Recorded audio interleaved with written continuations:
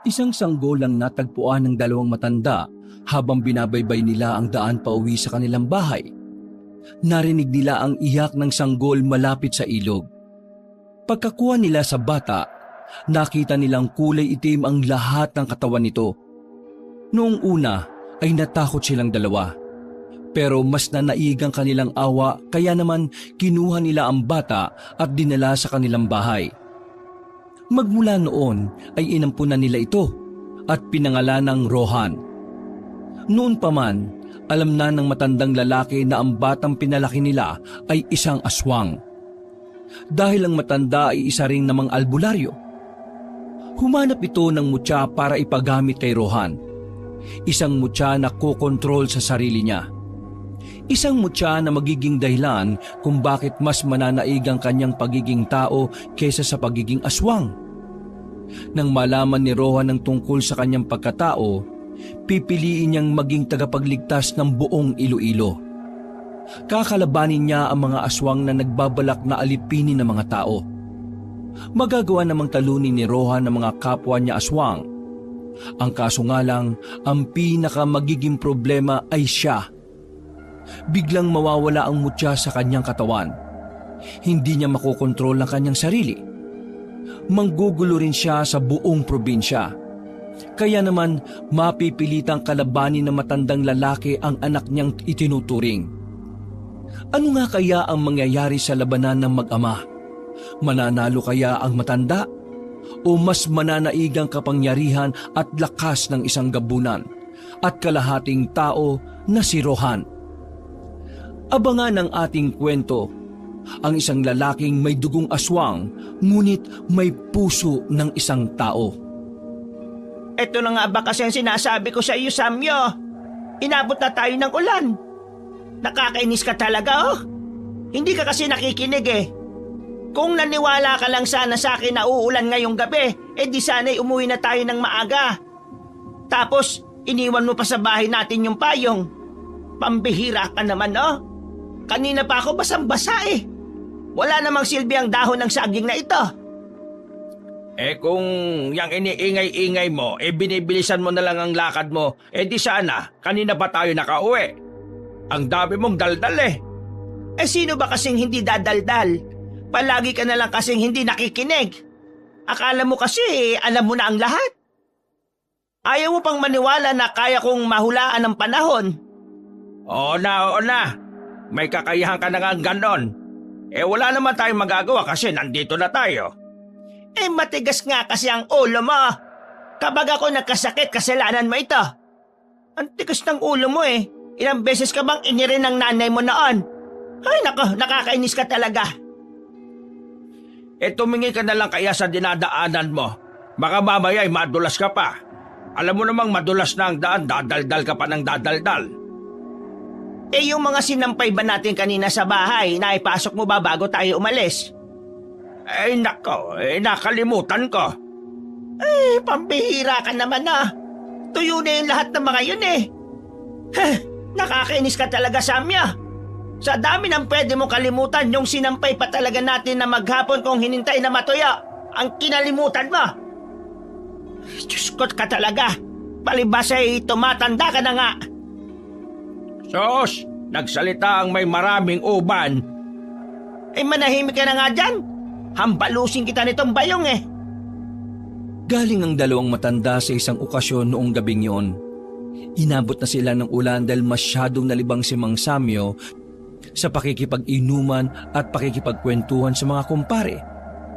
Malakas ang ulan sa mga sandaling yon na sinasamahan din ng malakas na hangin. Kung minsan ay kumikidlat-kidlat na rin. Wala namang pagpipiliin ng dalawang matanda kundi suungin ng ulan. Tanging dahon lang ng saging ang kanilang nagsisilbing payong. Nawala rin namang silbi dahil basang-basa na rin sila. Malayo-layo pa ang kanilang tatahakin.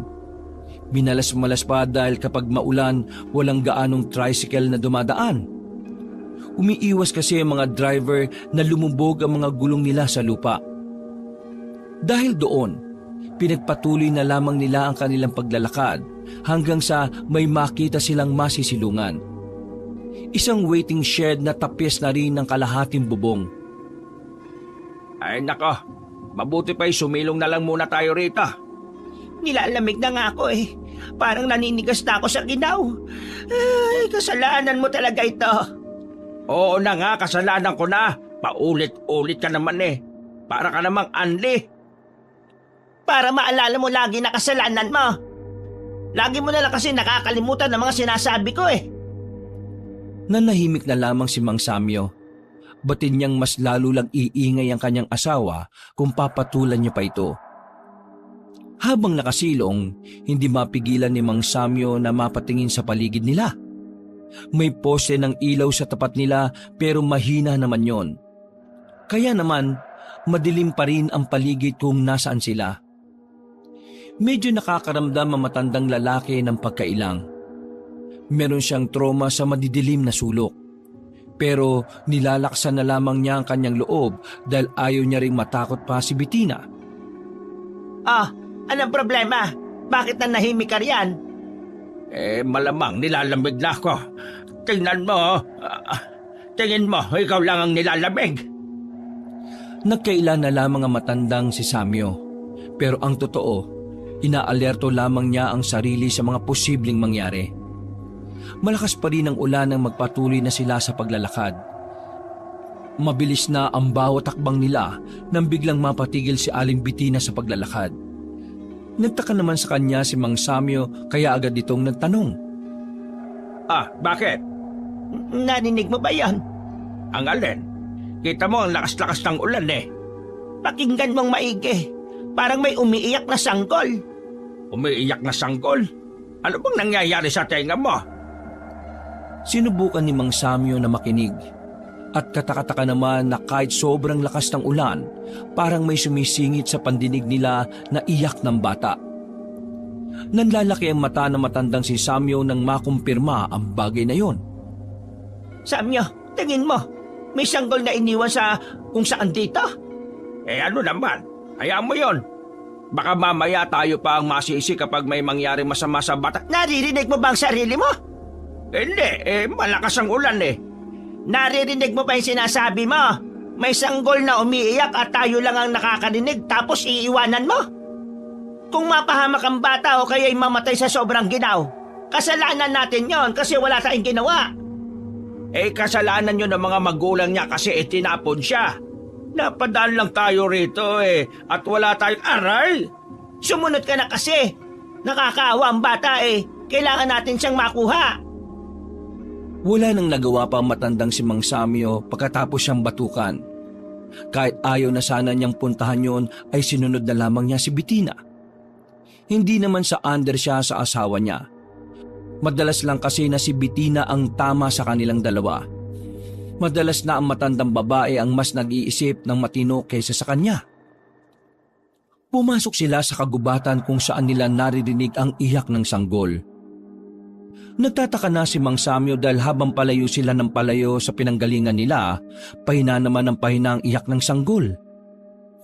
Palagay niya habang lumalapit sila, humihina rin ang kanilang naririnig. Masama na ang kutob ni Mang Samyo pero hindi na lang niya ito sinasabi. Hanggang sa marating na nga nila ang ilog. Sa puntong ito ay wala na silang naririnig na iyak. Tanging malakas na ulan at malakas na agos na lang ng ilog ang naghahari sa paligid. Wala namang sanggol Baka epekto lang yan ng kinain mong hipon kanina. Alam mo naman kasing allergic ka sa hipon, kumain ka pa talaga. Anong connect ng hipon ha? Hibang ka na ba? Naglakad-lakad pa sila sa gilid ng ilog. Mawawala na sana sila ng pag-asa pero pagtingin nila sa likuran ng malaking bato, nakita nila ang isang sanggol na nakabalot ng tela. Agad nila yung nilapitan. Dadamputin na sana ni Aling Berta ang sanggol pero sumabay ang pagkulog at pagkidlat. Nakita nila ng malinaw ang itsura ng bata. Kulay itim ang lahat ng balat nito. Bagay na nagdulot ng takot sa kanila kaya hindi na muna sila lumalapit. Samyo, anong klaseng bata yan? Diyan ka lang. Ako titingin. Diyan ka lang sabi. Sige na. Marahang lumapit si Mang Samyo sa sanggol. Pagsilip niya ulit sa bata, hindi na kulay itim ang buong katawan nito. Napaisip bigla si Mang Samyo kung namalikmata lang ba talaga silang mag-asawa. Bettina, halika, tingnan mo. Oh, di ba kanina'y kulay itim siya? Oo nga eh. Hindi ko alam kung ano nangyari. Baka namalikmata lang tayo. Ano bang gagawin natin sa batang ito? Kunin muna natin para maalis siya rito. Baka mamatay ang sanggol na yan kapag nababat pa siya sa ulan. Pumayag na lang din si Mang Samyo. Nakokonsensya na kasi siya kung iiwan na lang niya ng basta ang sanggol. Binitbit ni Aling Bettina ang sanggol. Tumigil na yon sa pag-iyak kaya medyo naalarma sila. Akala kasi nila ay may nangyayari ng masama sa kanila. Sino ba mga magulang mong bata ka? Napakasama naman ng mga ugali nila. Paano nila nagawang iwan ka sa gitna ng malakas na ulan? Mga wala silang puso. Mga ilang sandali pa ay nakalabas na rin sila ng kagubatan. Nakabalik na sila sa kalsada pero wala pa ring dumadaan na kahit na anong sasakyan. Kaya naman mas binilisan na lang nila ang paglalakad. Kahit madulas, kahit malamig, ay tiniis nila yon makarating lamang sila sa bahay nila. Ay nako, salamat nakarating din. Anong salamat? Kunin mo ang mga sinampay, basang-basa na Banlawan mo ulit yan. Pumasok na agad si Aling Bettina sa kanilang bahay, habang si Mang Samyo naman ay inasikaso agad ang mga sinampay. Kahit malakas pa ang ulan, ay binalawanan niya ang mga yon. Hindi naman siya nauulanan dahil meron silang parang silungan sa may gilid. Matapos ang ginagawa ni Mang Samyo, ay nagpalit na rin siya ng kanyang suot. Pagsilip niya sa kwarto nila, kita niyang masigla ang bata habang kinakausap yon ni Aling Bettina. Napangiti na lamang si Mang Samyo. May kung anong saya siyang nararamdamang tuwa. Masaya siyang nakikita si Aling Bettina na natutuwa sa sanggol. Sa isip-isip niya, marahil isang biyaya sa kanila ang sanggol dahil kahit kailan ay hindi naman nila naranasang magkaroon ng anak. Ayan, mahimbing na ang tulog niya. Hinawakan ko siya pero parang wala naman siyang lagnat. Normal lang pangangatawan niya. Malusog din naman siya. Masigla pa nga kanina Kita mo naman, hindi ba? Dadalhin pa ba natin yan sa barangay? Wag na siguro. Kapag dinala natin yan doon baka iba pa ang umampon at baka mapunta pa siya sa pangit na pamilya. O kaya baka maibalik lang ito sa mga magulang niya tapos itapon lang uli. Kung sa bagay, may tama ka naman. Dito na lang siya sa atin. Maganda nga niyan magpahinga na tayo. Mabuti nga't tumigil na rin ang ulan. Kinabukasan, maagang nagising si Mang Samyo at Aling Bettina. Abala si Aling Bettina sa pag-aasikaso sa sanggol. Habang abala naman si Mang Samyo sa pagluluto sa labas. Marami ang nagtataka kung kaninong sanggol ang nasa bahay nila. Sinasabi na lamang nila na iniwan sa kanila ng isang kamag-anak. Sa paglipas ng mga araw, mas lalong napamahal ang dalawang matanda sa bata. Pinangalanan na nga nila itong Rohan. Sobrang saya ng dalawang matanda dahil mula nang dumating si Rohan, parang mas lalo silang nagkaroon ng biyaya. Dumadami na kasi ang mga nagpapagamot kay Mang Samyo. Si Mang Samyo kasi ay kilalang albularyo sa kanila. Gumagamot siya ng mga karamdaman at kung minsan din ay nagpapalayas ng mga masasamang elemento sa katawan ng isang tao. O kaya naman ay sa iisang lugar na pinamumugaran ng mga negatibong nilalang. Napakabilis na lumipas ng panahon. 2 dekada na ang dumaan at malakas pa rin ang pangangatawan ng dalawang matanda.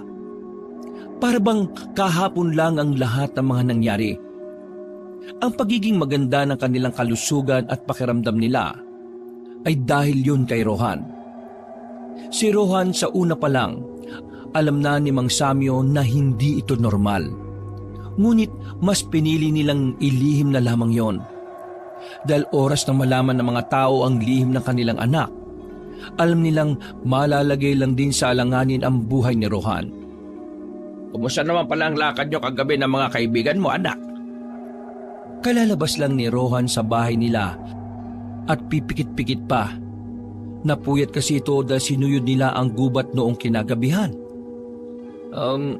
Wala nga kaming napalatay eh. Ang hirap pala talagang humanap ng anting-anting, ano? Sinabi ko naman kasi sa iyo na ang anting-anting ay kusa mong makikita kung ikaw ang karapat-dapat. Hindi yun hinahanap. Kasi tay, gusto ko na talagang maging antingero. Naiinggit ako sa iba naming kasama. Kabilang na sila ngayon sa grupo ni Mang Damse eh. Kung gusto mo talaga maging antingero, dapat marunong kang maghintay. Hindi naman paunahan yan eh. Tandaan mo, ang pagiging tagapagligtas ay hindi paligsahan. Ito ay isang tungkulin na kailangan mong gawin base sa pangangailangan ng mga tao. Alam ko naman po yan, tay. Pero naiinggit lang talaga ako. Pakiramdam ko kasi kami na lang ang walang anting-anting sa lahat ng binata dito sa atin eh. Huwag kang mag-alala, anak. Darating at darating din naman yan sa'yo. Kailangan mo lang hintayin ang tamang pagkakataon. Habang naghihintay ka, ituloy mo lang ang pagsasanay sa kagubatan. Dahil ang pagiging antingero hindi lang naman tungkol sa pagkakaroon ng anting-anting. Tungkol din ito sa kahusayan mong humawak ng sandata. Maraming salamat sa mga sinabi mo, tay. Kahit na papaano gumana ang pakiramdam ko. Ay, siya nga po pala. Nasaan po pala si nanay? Ang nanay mo, pupuntang palengke. Meron daw kasi roong murang isda na binebenta ngayon. Ah, ganun po ba? Bakit? May gagawin ka ba? Wala naman po. Bakit po? Bili mo nga muna ako ng tanglad. Ilalagay ko lang mamaya sa sabaw. Agad na kinuha ni Rohan ang pera sa kanyang ama. Naglakad siya palabas ng kanilang bakuran habang tinatanggal ang muta sa gilid ng mata. Nadaanan niya ang bahay ng magkapatid na si Bal at Sario. Si Sario na mas kilala sa lugar nila bilang si Precious. Dahil na rin sa pagiging malambot at pagiging binabain nito. Uy, pre! Oh, bakit? Sama ka mamayang gabi ulit, ha? Hahanap kami nito ni Kuya Sario ng anting-anting sa bundok ng demonyo. May narinig kasi akong usap-usapan kagabi. Sa bundok daw ng demonyo, maraming anting-anting.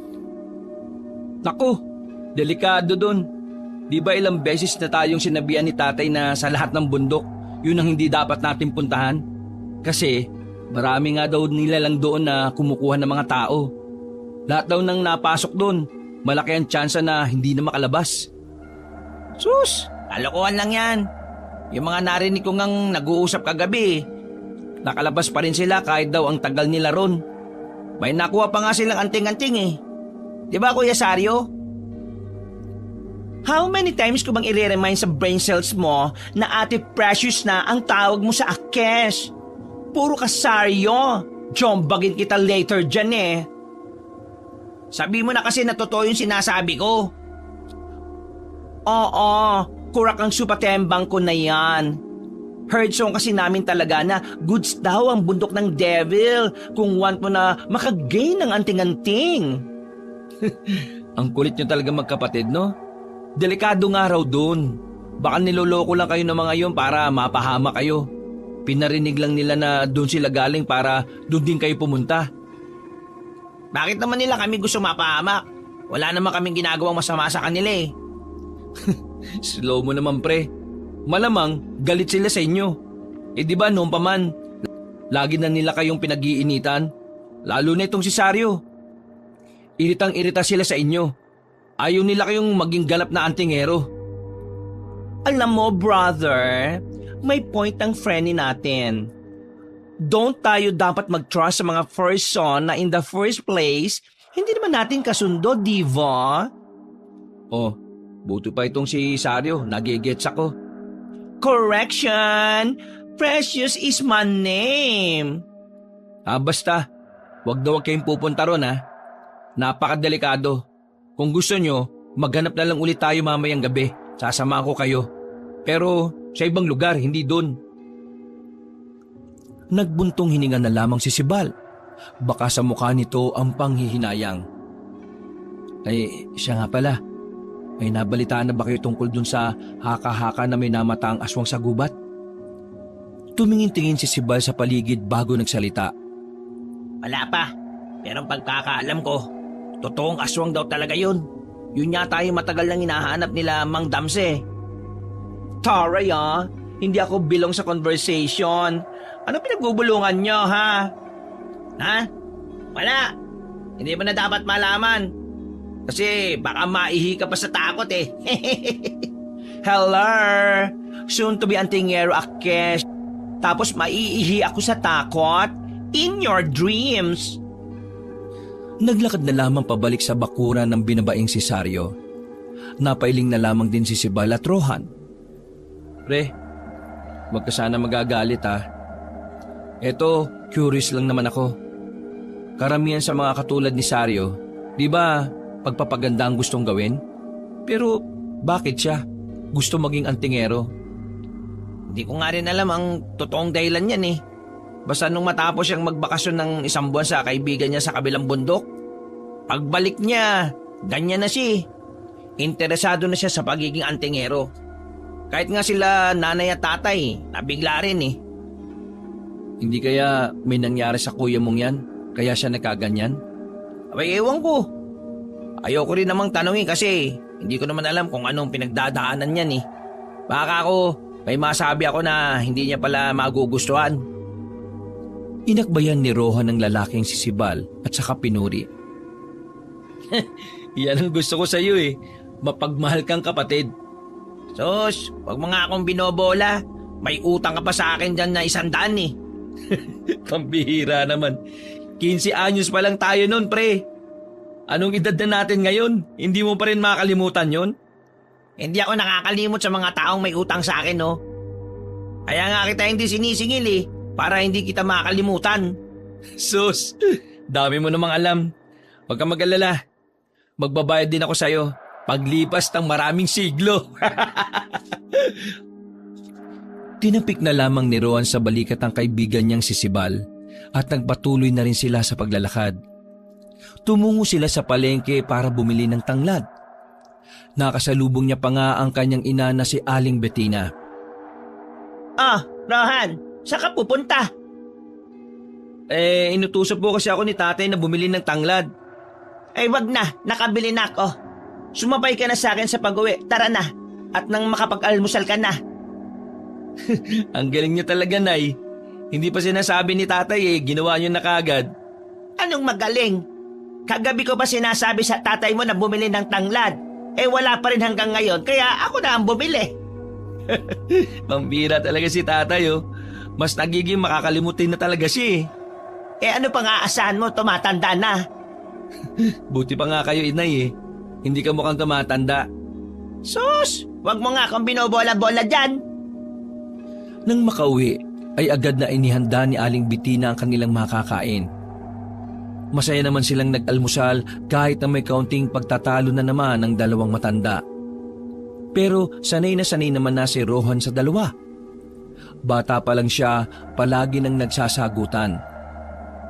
Pero hindi naman yun lumalala. Para kay Rohan, normal na lang sa mga magulang niya ang mga ganoong klase ng pagtatalo. Masaya naman si Rohan sa pamilyang kinagisnan niya. Kahit una pa lang, sinabi na sa kanya na mag-asawa na hindi sila ang tunay niyang magulang. Alam din niya ang kwento kung papaano siya inampon ni Mang Samyo at Aling Bettina. Pero kahit na ganon, minahal pa rin niya ang dalawang matanda na parang tunay niyang mga magulang.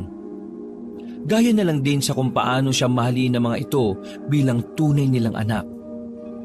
Mabilis na lumipas sa mga oras at sumapit na naman ang kinagabihan. Nagpaalam si Rohan sa mga magulang niya na aalis lang para humanap ulit ng anting-anting sa gubat. Pinayagan naman siya ng mga yon dahil suportado naman siya sa pagnanais niyang maging antingero. Ay nako, new challenge na naman ang peg ng mga person. Another disappointment. Oy, ang negative mo naman kuya. Magiging nega talaga Akes kasi ikaw, puro ka kuya. Look at me, oh. Look. Mukha ba akesmaton? Call me Ate Precious, ha? Uy, tumigil na nga kayong dalawa. Kaya siguro lumalayo sa atin ng mga anting-anting kasi ang iingay nyo eh. Lumalayo? Bakit? Naglalakad ba yung mga anting-anting?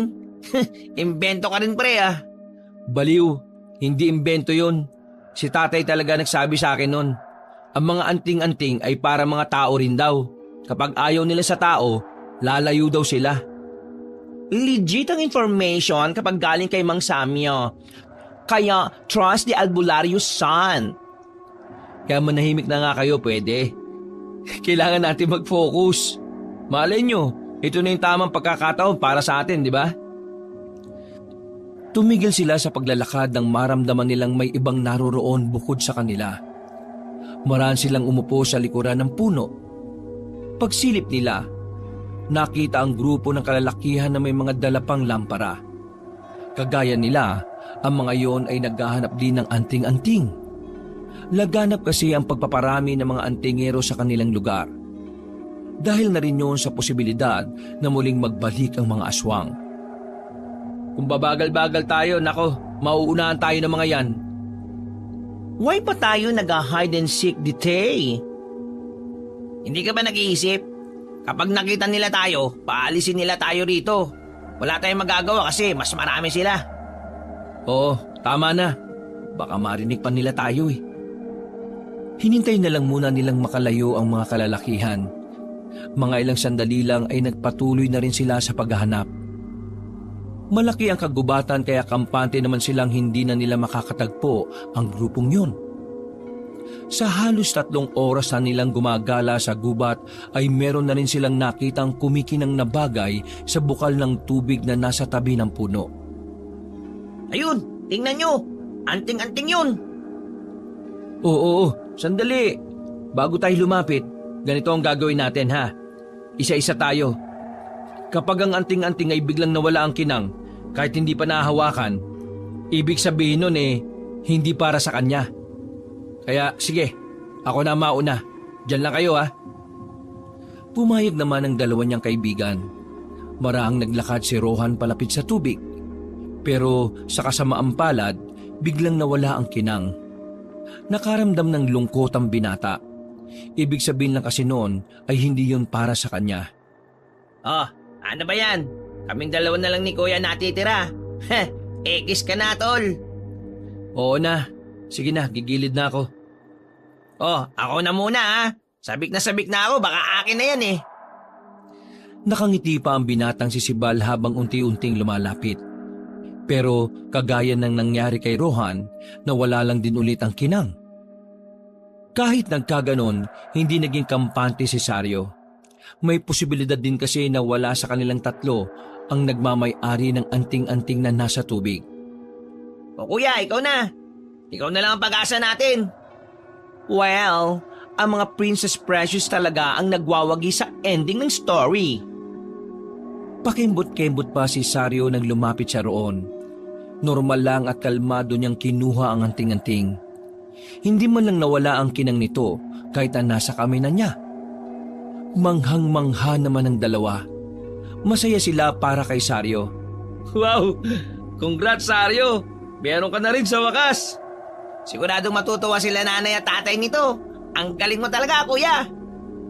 From now on, Precious nang itatawag niyo sa Akesha, ang antingerang hindi inggitera.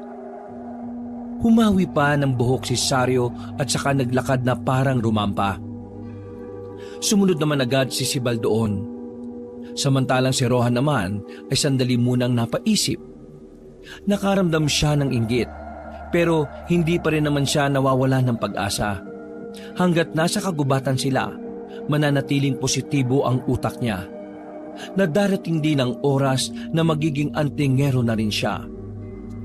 Samantala, tuwang-tuwa naman si Sario sa anting-anting niya.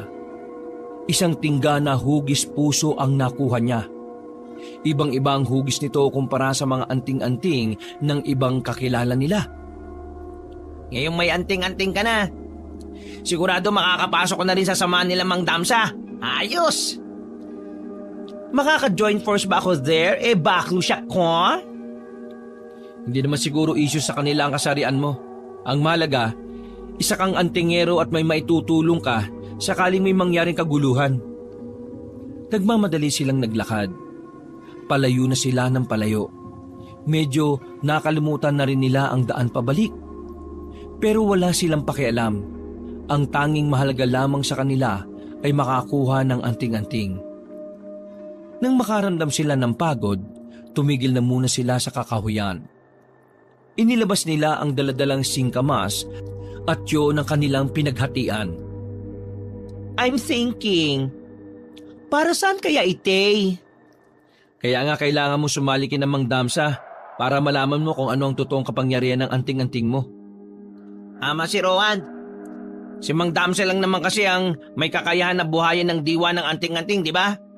Kaya kailangan mo na talaga sila.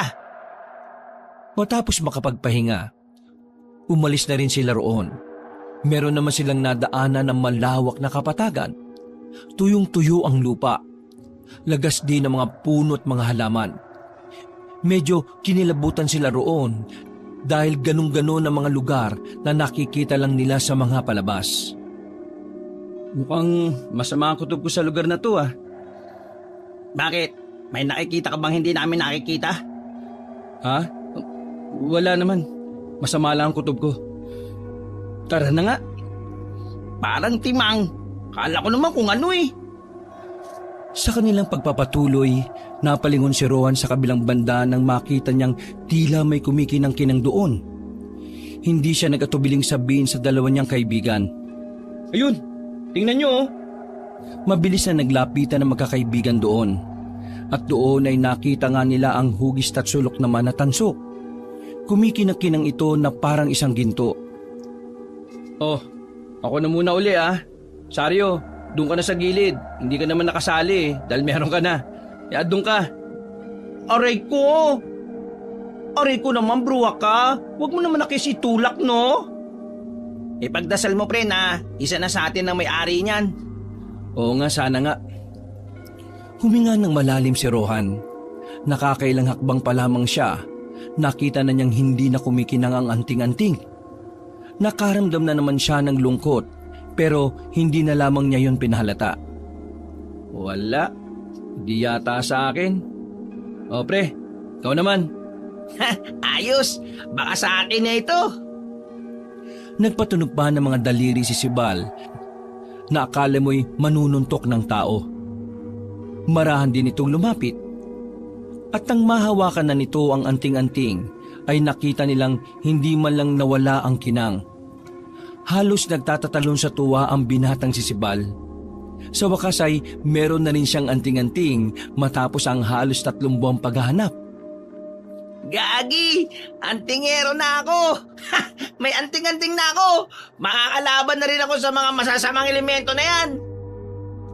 Habang nagdiriwang ang dalawang magkapatid, ay nasa gilid si Rohan. Nakangiti pero aminadong inggit na inggit. Huminto si Sario at si Bal nang mapansin si Rohan. Lumapit yon sa kanya at inakbayan siya.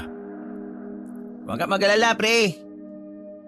Darating din ang sayo. Baka nakakalimutan mo ang kwento-kwento na sa kagubatan dito sa atin, maraming nagkalat na anting-anting dahil sa mga antingerong namatay nun. Dito na nila iniwan yung mga anting-anting nila.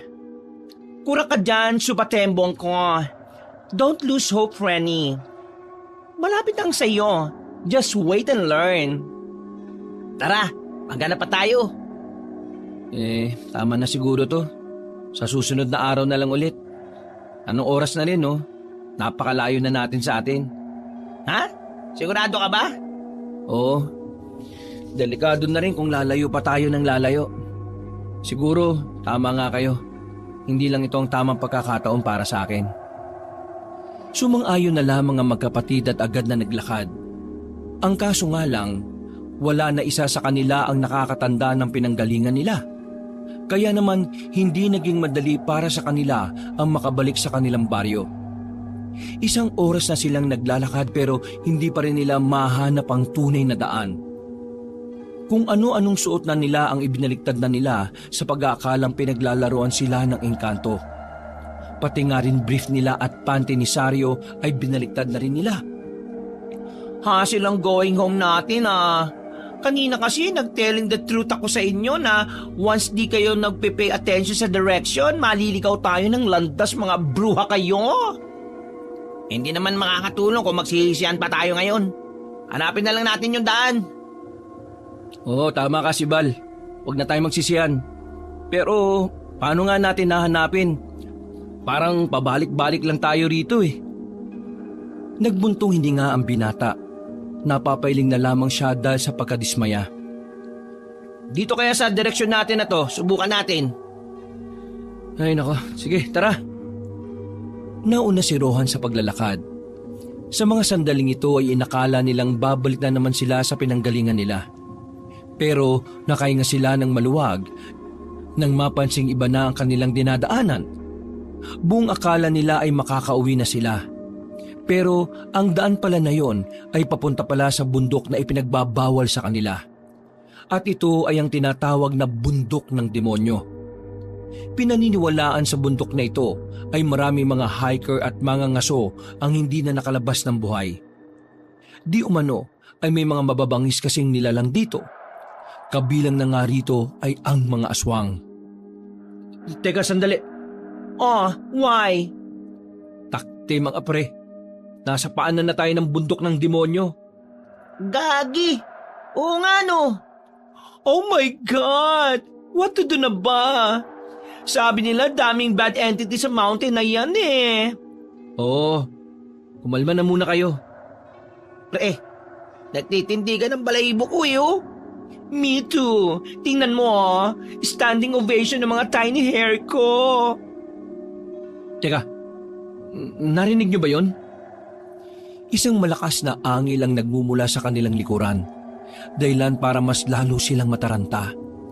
Hinila agad ni Rohan ng dalawa para makapagtago, pero huli na ang lahat. Aswang! Takbo! Nakita na lang nila ang isang aswang na parang bumangon pa sa hukay. Nakakatakot ang inilalabas nitong tunog. Kahit na may kadiliman sa kinalalagyan nila, naaninag ni Rohan ang nakakatakot din itong anyo. Ramdam niya ang pagiging mabangis ng aswang. Mauna na kayo! Bilisan nyo! Iiwan ka namin? Sira ba ulo mo? Tama! We have anting-anting, kaya no? Hindi nyo pwedeng gamitin ang anting-anting nyo hanggat hindi pa ninyo nabubuhay ang diwa niyan. Sige na, takbo na! Kaya mo ba yan? Baka mamaya, bukas kumakain na kami ng biskwit sa lamay mo ha? Daming daldal! Sige na, alis na! Marunong ako! Albularyo ang tatay ko, baka nakakalimutan nyo! Kaya takbo na, bilis! Wala nang nagawa pa ang magkapatid. Sinunod na lamang nila ang utos ng kanilang kaibigan. Samantala, mag-isa namang hinarap ni Rohan ang aswang na yon, na sa pagkakaalam niya, ang malanhig ang tawag doon. Sige, lumapit ka! Kundi yari ka sa akin! Medyo malakas ang loob ni Rohan kahit wala siyang anting-anting. Tinuruan naman din kasi siya ni Mang Samyo na makipaglaban kahit na walang sandatang hawak. Mga ilang sandali lang, biglang gumapang ito palapit sa kanya. Sa hindi mapaliwanag na dahilan, tila lumakas ang kanyang pandinig at pakiramdam. Kaya naman agad niyang naiwasan ang ginawang pag-atake ng kalaban niya. Nagtataka man ay hindi na lamang niya yon pinansin pa. Pinagtuunan niya ang kanyang kalaban. At nang muli itong umatake, nagawa na ni Rohan na masuntok ito sa sikmura. Sa lakas ng pagkakasuntok niya, napabagal niya ang aswang. Ang mga sumunod na sandali ay mas lalo na siyang nagtaka sa sarili niyang kakayahan. Sinakal niya ang aswang at saka itinaas sa ere. Maigpit ang pagkakasakal niya. Makalipas lang ang halos 2 minuto, tuluyan nang nalagutan ng hininga ang aswang. Nagtataka siya sa kanyang sarili. Napapatingin siya sa sariling kamay. Hindi niya inakala na kakayahan niyang gawin yon sa isang mabangis na aswang. Matapos ang pangyayaring yon, tumungo na rin siya sa kinaroroonan ng dalawa. Maswerte namang nakita niya pa ang mga yon kahit nasa paanan na sila ng bundok. Ayos ka lang ba pre? Hindi ka ba nasaktan? Kailangan na nating umalis dito. Ano, natalo mo ba yung aswang? Hindi, natakasan ko lang siya. Hindi na niya sinabi ang totoo. Natatakot kasi siya na baka magtaka ang magkapatid sa kakayahan niya. Nababahala siya na baka dahil doon malaman ng dalawa ang tunay niyang katauhan. Dito tayo dumaan. Baka may daan dito, dali! Hindi na sila nagsayang ng oras. Tinakbo na nila ang nakita nilang parang iskinita. Mga ilang sandali lang ay nakalayo na rin sila sa paanan ng bundok ng demonyo. Hingal na hingal ang magkakaibigan habang nagpapahinga sa kakahuyan. Buong akala nila ay matutuluyan na talaga sila. Anong gagawin natin? Ipapaalam ba natin sa iba na meron tayong nakitang aswang? Huwag na muna. Baka maparusahan din tayo dahil nakarating tayo sa paanan ng bundok ng demonyo. Mayayari din ako kay tatay. What if biglang mag-adventure ng aswangit? Tapos mapatpad siya sa ating baryo? Huwag kayong mag-alala. Hindi mangyayari. Paano mo naman nasabi yan? Malakas ang kutob ko na hindi na siya makakarating sa atin. Pambira. Kutob na naman. Tara na, umalis na tayo. Mag-aalauna na oh. Nakauwi naman sila ng matiwasay nung gabing yon. Pagdating sa baryo, nagiwahiwalay na lang din sila ng landas. Dumiretso na lamang si Rowan sa kanila, pero dismayado dahil wala pa rin siyang nahahanap na anting-anting para sa kanya. Pagpasok niya ng malawak nilang bakuran, nakita niya si Mang Samyo na gising pa rin. Nakaupo sa gilid, sa may maliit na kubo-kubo nilang tambayan. May hawak-hawak na kape. O tay, bakit gising ka pa? Hinihintay kita, nak. Oh, bakit parang hindi ka naman yata masaya? Wala naman po kasi ako napala eh. Si Sibal at Saryo, may mga nakita na silang anting-anting. Bukas nga isasamahan ko sila na pumunta kina Mang Damsa para sumali sa samahan. Ayos lang yan. Baka hindi lang talaga para sa iyong gabing ito, anak. Tandaan mo, ang pagiging antingero ay hindi lang naman tungkol sa anting-anting. Tulad din naman yan sa kalakasan mo bilang tao. At kahit na wala kang anting-anting, alam kong mas malakas ka sa kanila. Total, nabanggit niyo na rin po yung tungkol sa lakas. May itatanong po sana ako sa inyo, Itay eh. Tungkol naman saan? Inilapag na muna ni Mang Samyo ang tasa sa lamesa at saka umayos ito ng pagkakaupo. Tungkol po ito sa tunay kong katauhan. Bakit? Ano ba nangyari? Tay, yung sinasabi po ninyong pinalunok niyo sa akin nung bata pa ako, para saan ba talaga yun? Sinabi ko na sa iyo noon, anak. Para yun mapigilan mo ang sariling katawan mo na tuluyang magpalit ng anyo bilang aswang. Dahil din sa bagay na yon, tinatago niya ang amoy at presensya mo bilang aswang. Kumbaga, ang bagay na yon ang dahilan kung bakit hanggang ngayon namumuhay ka bilang tao. Siya ang tagakubli ng sikreto mo. Kapag nawala yun sa katawan mo, mawawala ka rin sa sarili mo at magiging isang ganap na aswang ka na. Kailangang hindi yung matanggal, anak. Dahil hindi ka basta aswang lang. Isa kang gabunan. Napalunok na lamang ng laway ang binata. Tanggap naman niya ang kanyang pagkatao. Tanggap naman niya na isa siyang aswang at isang gabunan. Pero nalilito pa rin talaga siya. Hindi niya pa rin maintindihan kung bakit may mga kakaiba siyang kakayahan na natutuklasan. Gayong ang katawan naman niya ay nananatiling isang tao. Pero kahit na isa ka ngayong tao, nasa loob mo pa rin ang pagiging aswang. Kaya darating at darating ang araw na ang mga kakayahan ng isang aswang ay mararamdaman mo rin. Kakayahan po ng isang aswang? Gaya na lang po ng alin? Gaya na lang ng pagiging malakas. Kakaiba ang bilis at talas ng pakiramdam. Kapag naramdaman mo na yon sa katawan mo, mas malakas ka pa sa pangkaraniwang tao na may anting-anting. Ibig sabihin, kahit na nakaanyong tao ako, magiging hindi rin ako pangkaraniwan dahil sa mga kakayahan ng aswang na lihim kong taglay? Oo. Hindi naman kasi binura ng bagay na yon ang kakayahan ng isang aswang Pinipigilan lang niya na lamunin ng dugo ng aswang ang buong katauhan mo. Ano ba talaga yung bagay na yun, tatay? Bakit ang tagal na pero hindi mo pa rin sinasabi sa akin? Kapag sinabi ko sa iyo, baka kalimutan mo na ang pangarap mong maging isang antingero. Ano pong ibig niyong sabihin? Gusto ko pong malaman. Nagbuntong hininga ang matanda.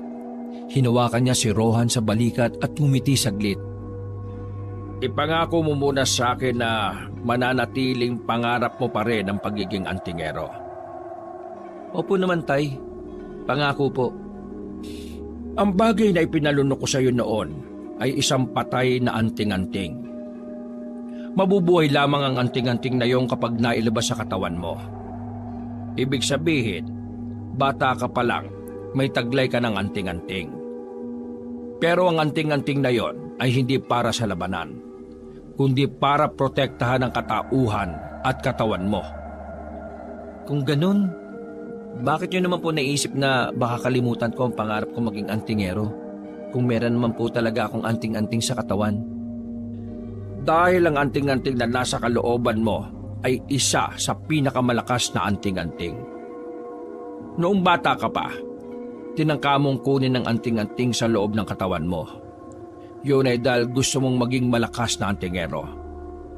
Mula noon, natakot na kaming sabihin sa iyo kung ano ang bagay na andyan sa loob mo. Dahil kapag sinabi namin sa iyo, baka maulit lang ang kinatatakutan namin. Isa pa, mas magiging walang saysay ang buhay mo kung hindi mo mararanasan ang ginagawa ng ibang binata na maghanap ng anting-anting. Pero bakit wala akong maalala sa ginawa ko nung bata ako, tay? Yun din ang hindi ko alam eh. Basta, hindi na lang din namin ipinaalala sa iyo noon para wala nang maging problema. Sa mga sinabi ng kanyang ama, tila mas lalo siyang naging interesado sa sarili niya.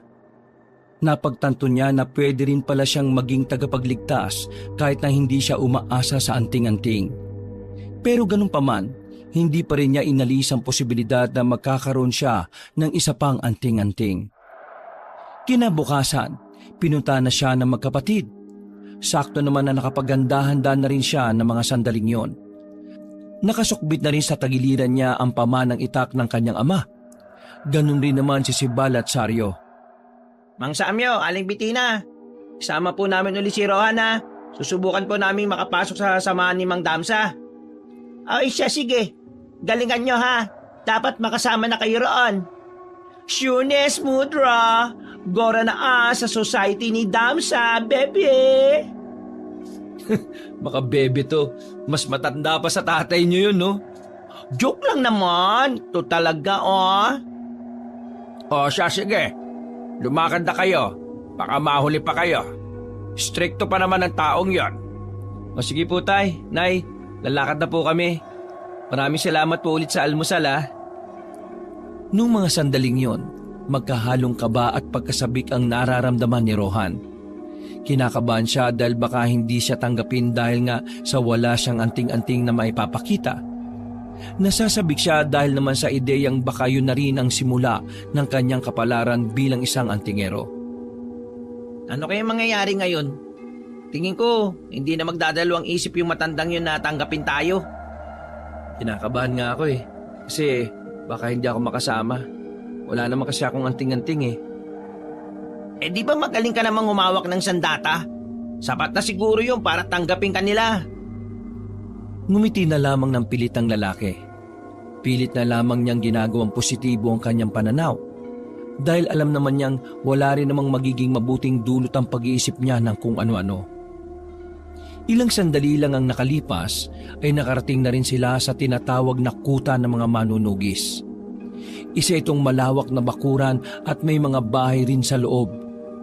Sa bungad pa lang, nakita nila agad ang mga kapwa nila binata na gusto ring maging ganap na manunugis. Pumasok sila sa loob. Maya-maya lamang ay sumampa na sa maliit na entablado ang matandang si Damsa. Maangas ang tinig nito kaya lahat ay napatuon ng atensyon sa kanya. Lahat ng mga ganap na antingero, sa kanan! Lahat ng mga gusto palang maging antingero, sa kaliwa! Mabilis na nahati sa dalawang hanay ang mga naroroon. Pagkatapos bumaba na sa entablado matandang si Damsa. Lumapit ito sa hanay ng mga nagnanais pa lang na mapabilang sa kanilang samahan. Tumigil ang matanda sa harapan nila Rohan. Napansin kasi ni Damsa ang binabaeng si Saryo. Sigurado ka bang gusto mo maging antingero? Napangiti si Saryo at masayang humarap sa pinuno ng mga antingero. Kurak! Want na want ko maging one of your mga person. So true lang. Meron na akis anting-anting. Teo. Inilabas ni Saryo ang tingga na hugis puso at inilihad yon sa matandang antingero. Buong akala nila ay matutuwa si Damsa. Pero kabaliktaran sa inaasahan nila ang nangyari. Tingin mo ba tatanggapin kita kahit na may anting-anting ka na? Oh, why not, Papsi? Bakit naman hindi? Mga barakong lalaki lang ang pwedeng maging antingero. Hindi ako tumatanggap ng mga katulad mo dahil ayaw ko ng malambot sa grupo ko. Kaya kung ako sa'yo, umuwi ka na. Hindi ka makakapasok sa samahan na binuo ko. Sa sinabing yun ni Damsa ay nakaramdam agad ng pagkapahiya si Saryo. Nawala ang ngiti nito.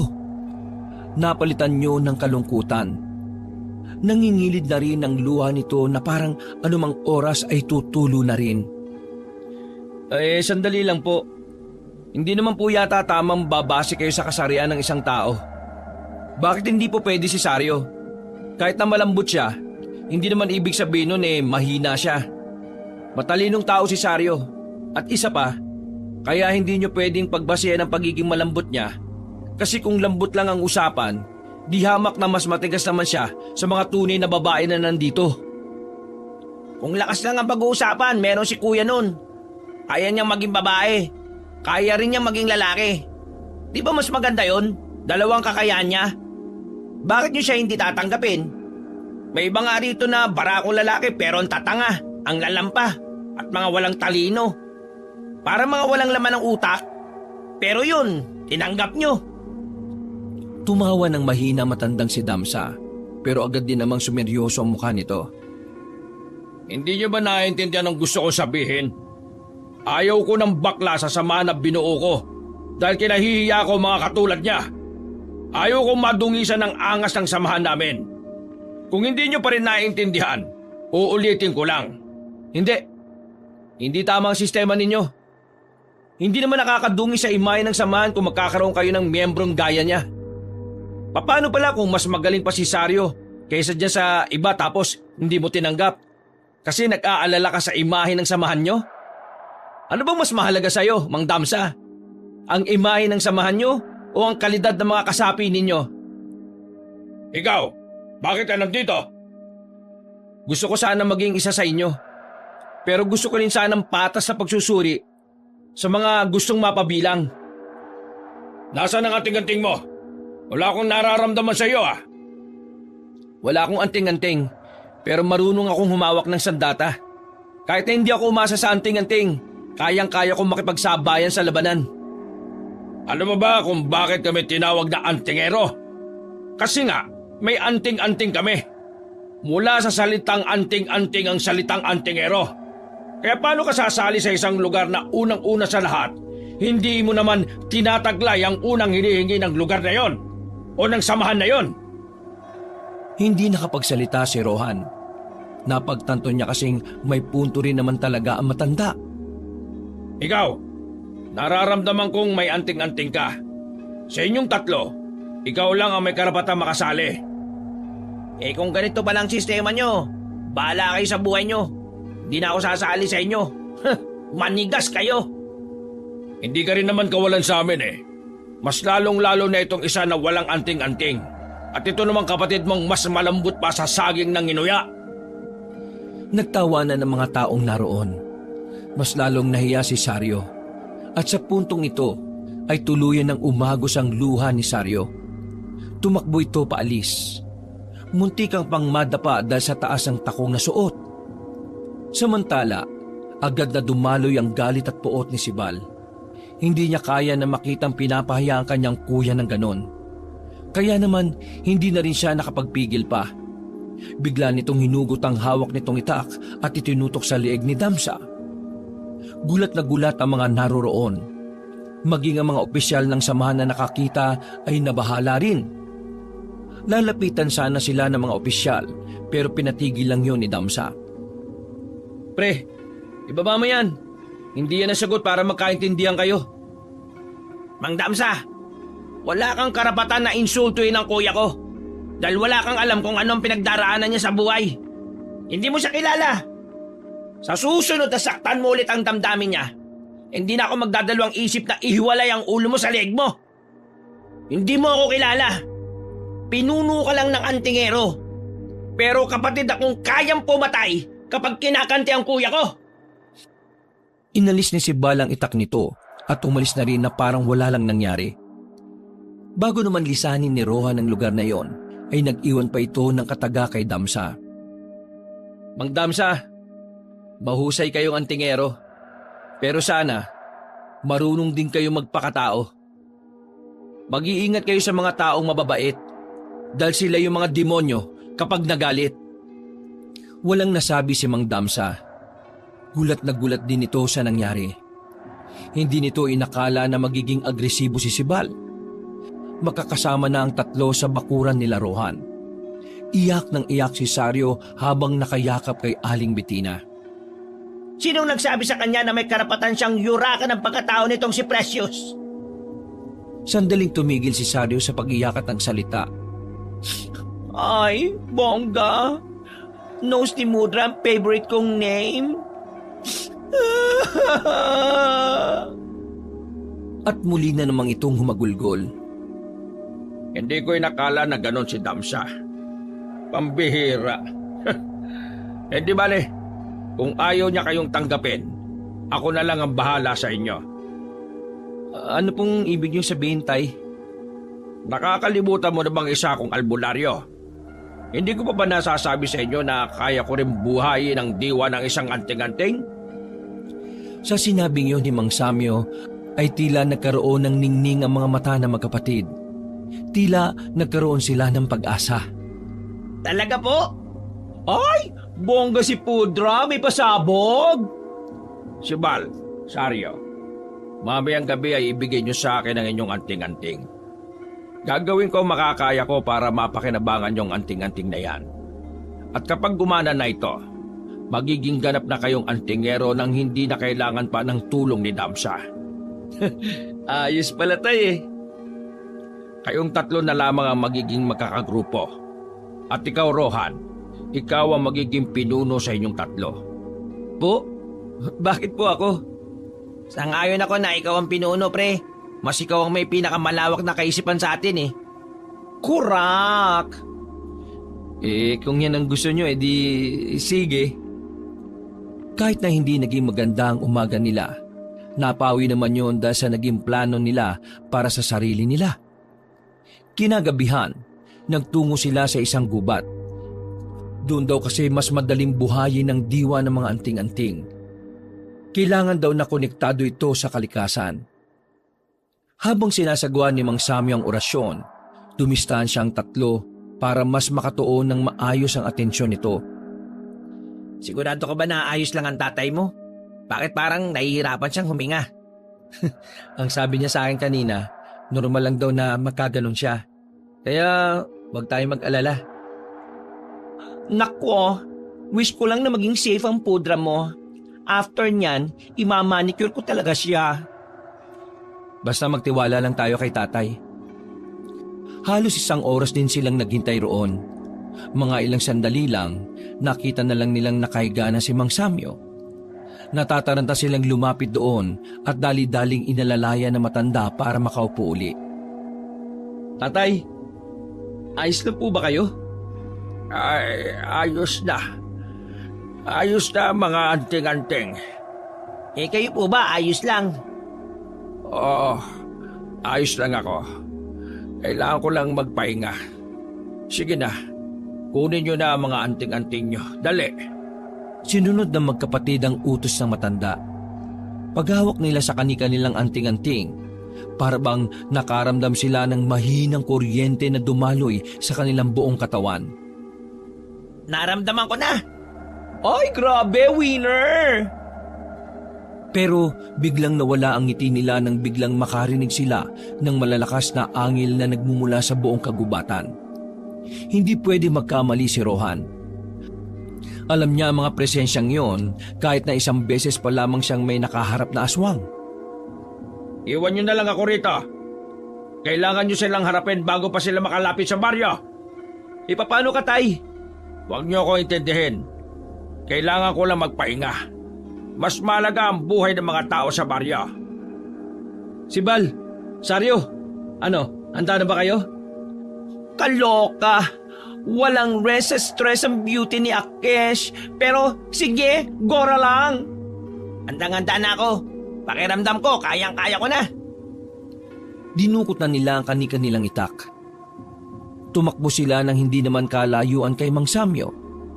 Nagtago na muna sila sa gilid ng mga puno para abangan ng mga aswang.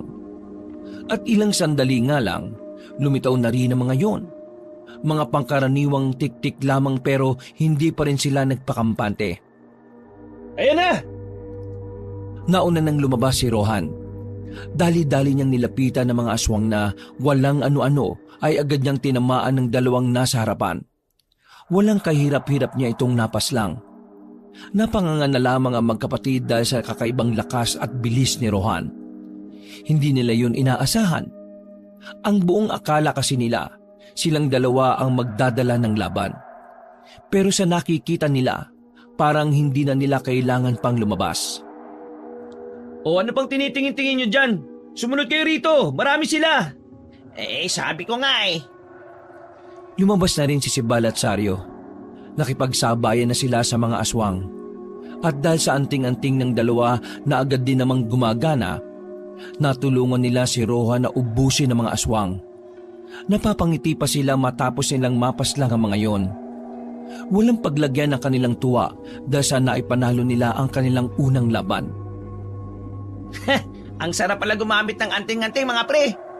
Bonggang-bongga, para ako nasa heaven. Ang shootanes pero carry bells. Hindi ako makarelate. Wala naman akong dalang anting-anting eh.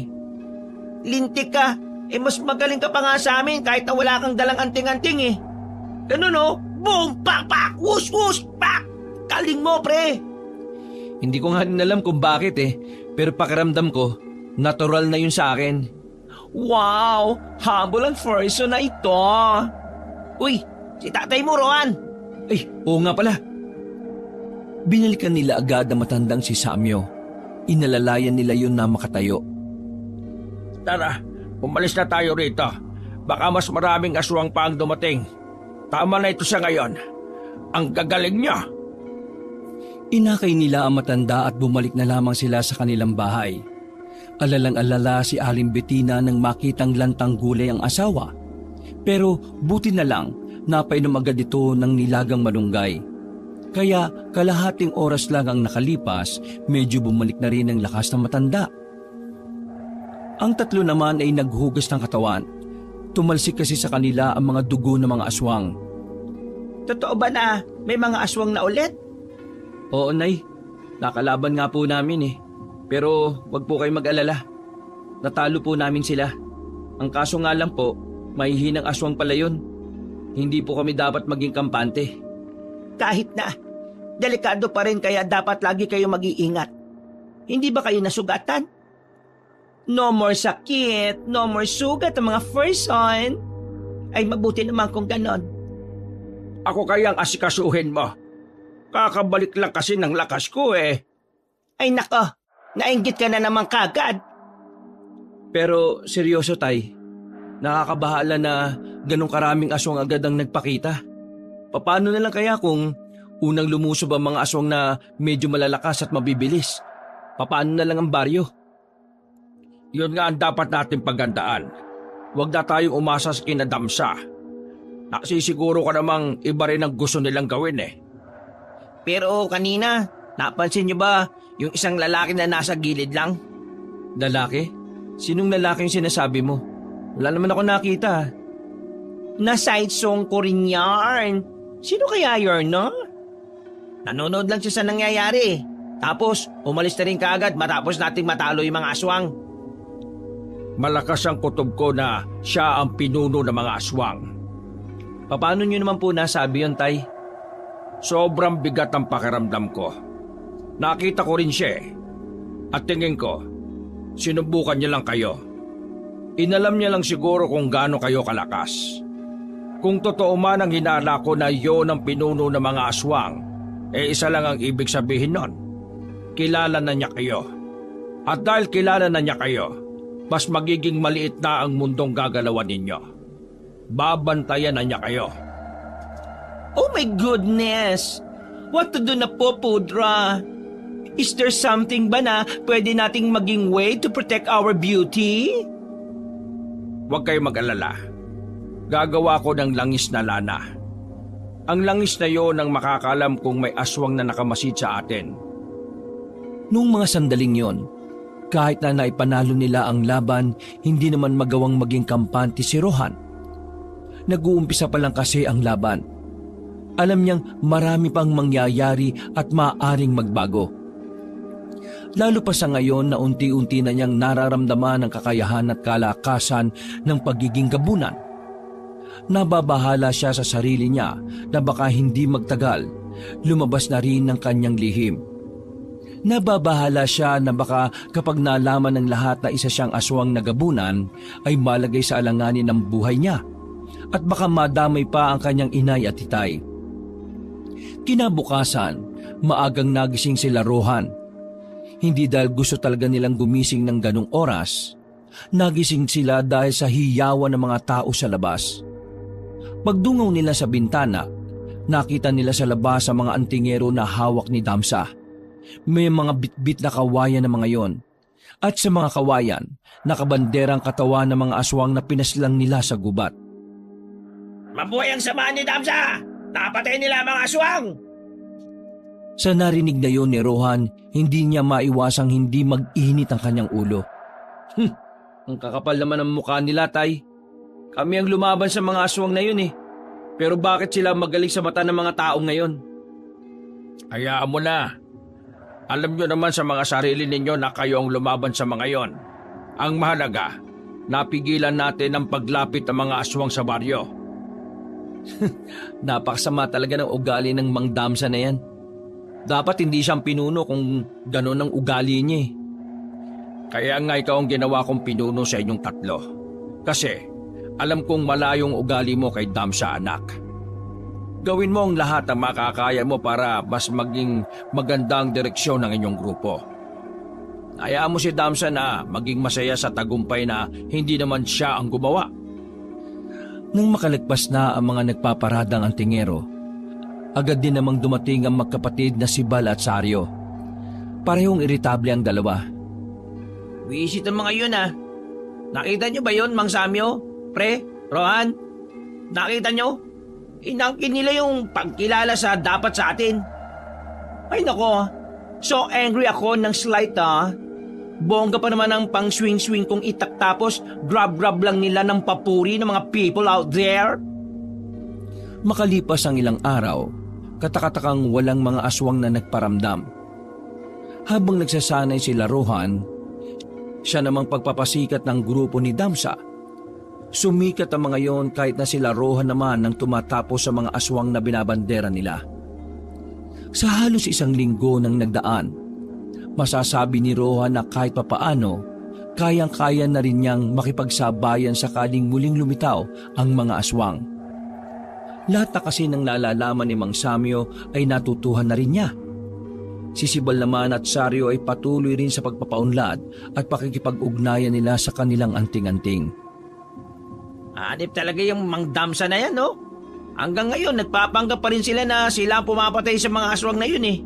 Diyos ko, nakakahiya. Hayaan mo na. Ang mas dapat nating isipin ngayon eh kung papaano natin paghahanda ng mga aswang. Siguradong may gagawin silang hindi maganda dahil ang tagal nilang hindi nagparamdam eh. Kura ka dyan, bro! Sandaling humangin ng malakas habang nasa kagubatan sila't nagpapahinga. Katatapos lang nila sa kanilang pagsasanay sa mga sandaling yon Biglang naging seryoso ang usapan nang magbato si Sibal ng tanong kay Saryo. Kuya, bakit mo ba gustong maging antingero?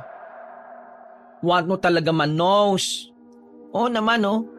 Nung nakaraan pa nga ako napapaisip eh. Siguro naman may matinukan dahilan. Well, join force ako dito kasi want kong mag-give song ang justice sa aking friend na biktima ng mga aswangit. Bakit? May kaibigan kang napahamak dahil sa aswang? Correct. Friend ko siya nung high school. Na-shock ang beauty ko nung manosong kong passed away na siya because of that monster. Kaya, starting that day, pinramis ko sa aking self na I will do my very best para maipagiganti siya. Napaka makahulugan pala yung kagustuhan mong maging antingero, no? Ikaw, Rowan, bakit mo naman gusto maging antingero? Simple lang naman. Gusto kong protektahan ang mga mahal ko sa buhay. Pati na rin ang lugar na kinalakihan ko. Ikaw, supatembang ko. What's the reason? Huminga ng malalim si Sibal. Ngumiti ito bago nagsalita. Kaya gusto kong maging antingero para iligtas sa mga tao. At kaya gusto kong matuto sa pakikipaglaban para may kakayahan akong ipagtanggol ka, kuya, sa mga kagaya ni Mang Damsa. Oh, you touch my heart naman, supatembang. Lumapit si Saryo at niyakap ang kanyang kapatid. Napangiti na lamang din si Rohan sa mga sandaling yon. Humahanga siya ng lubos kay Sibal dahil sa labis sa pagmamahal nito kay Saryo. Matapos ang usapan na yon, ay umuwi na rin muna sila sa kanilang baryo. Nagpaalam na lang din muna ang magkapatid. Pagpasok naman ni Rohan sa kanilang bakuran, ay inabutan niya ang kanyang ama at ina. Abala ang mga yon sa pagluluto. Nandiyan ka na pala. Sakto naman at malapit ang maluto ito. Tay, katatapos lang po namin magsanay. Pakiramdam ko, kaya ko na makipagsabayan sa mga aswang. Ay, ganun ba? Di magandang balita nga yan. Tay, bakit po parang hindi kayo masaya? Hindi naman sa hindi ako masaya. Nababahala lang ako. Nababahala? Saan po? Kanina kasi, nagpunta dito si Damsa.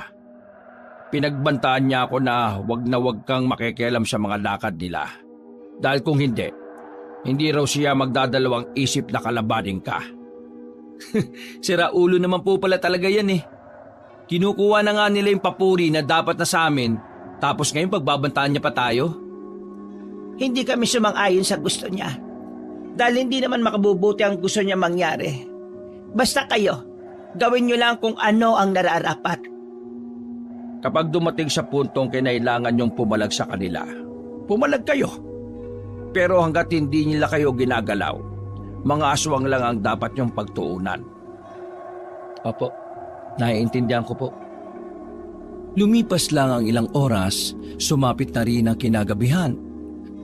Ang inaakalang gabi na mapayapa ay mababalutan pala ng madugong mga sandali. Habang naghahapunan ng magpamilya, bigla na lang silang nakarinig ng malalakas na sigaw kung saan. Nang lumabas si Rohan, nakita niya ang ilan sa mga tao sa kabilang kanto ay nagkakagulo na.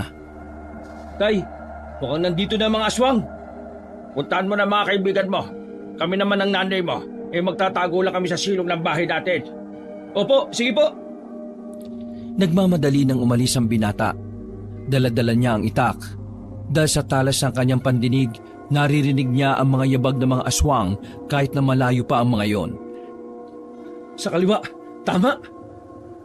Tumakbo na si Rohan at tinungo ang daan sa kaliwa. Nang makarating siya sa ikatlong bahay, nakita niyang may mga aswang nasa bubungan ng bahay. Hindi na nagsayang pa ng pagkakataon si Rohan.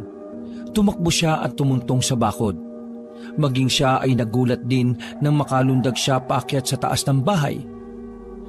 Mga salot! Pinagtatataga niya ang mga nilalang. Dinumog siya ng mga yon, pero dahil sa kakaiba niyang lakas, Nagtalsikan lang din ang mga yon. Bumagsak sila sa bakuran habang nakikipagbunuan sa kanyang kalaban.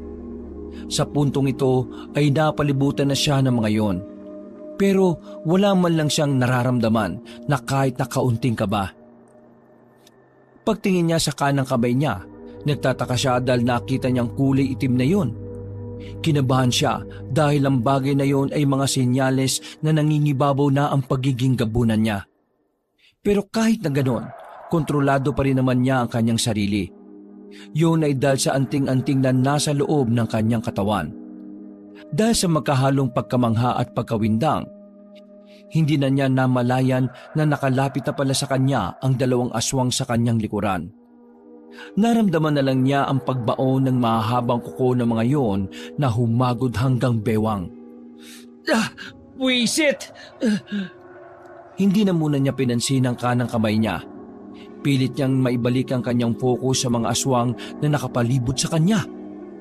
At nang makapag-concentrate na siya, ginamit niya ang kanyang bilis bilang gabunan para kalabanin ang mga yon. Pati ang mga aswang na naroon ay napanganga na lang din. Inisa-isa ni Rohan ng mga kalaban niya. Pinagbababali niya ang leeg ng mga yon. Ang iba naman ay binasag niya ang mukha sa pamamagitan lang ng kanyang malakas na suntok. Mga mahihina naman pala kayo eh! Patawa-tawa pa si Rohan ng mga sandaling yon. Pero ang hindi niya alam, nakita pala na magkapatid ang mga ginawa niya. Maging ang nagkukulay itim na kamay niya. Rohan, anong nangyari dyan sa kamay mo? Agad niyang naitago sa likuran ng kanang kamay niya at hindi niya alam ang kanyang sasabihin. Kaya naman iniba na lamang niya ang usapan. Wala na akong oras para magpaliwanag pa. Ang mabuti pa, sumama na lang kayo sa akin. May mga aswang pang lumilibot sa baryo natin. Nauna nang naglakad si Rohan. Sumunod naman sa kanya ang magkapatid. Hinanap nila kung nasaan pa ang ibang aswang. Pero sa halip na aswang ang makaharap nila, nakasalubong pa nila si Mang Damsa. Mabuti na lamang ay bumalik na sa dating kulay ang kamay ni Rohan. Masama ang tingin sa kanila ni Mang Damsa. Tila hindi nito nagugustuhan ang kanilang gagawin. Ano sa tingin niyo ang ginagawa niyo, ha? Hindi ka ba sinabihan ng ama mo na huwag kang makialam kung anong dapat para sa amin? Mang Damsa, hindi to ang tamang oras para magkagulo tayo. Maraming aswang ngayon sa baryo. Magtulungan na lang tayo.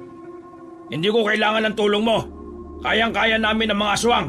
Kaya kayong tatlo, manahimik lang kayo at wala kayong gagawin. Bakit? Takot ka bang mawalan ng papuri sakaling makita ng mga tao na kami naman talaga ang kumakalaban sa mga aswang?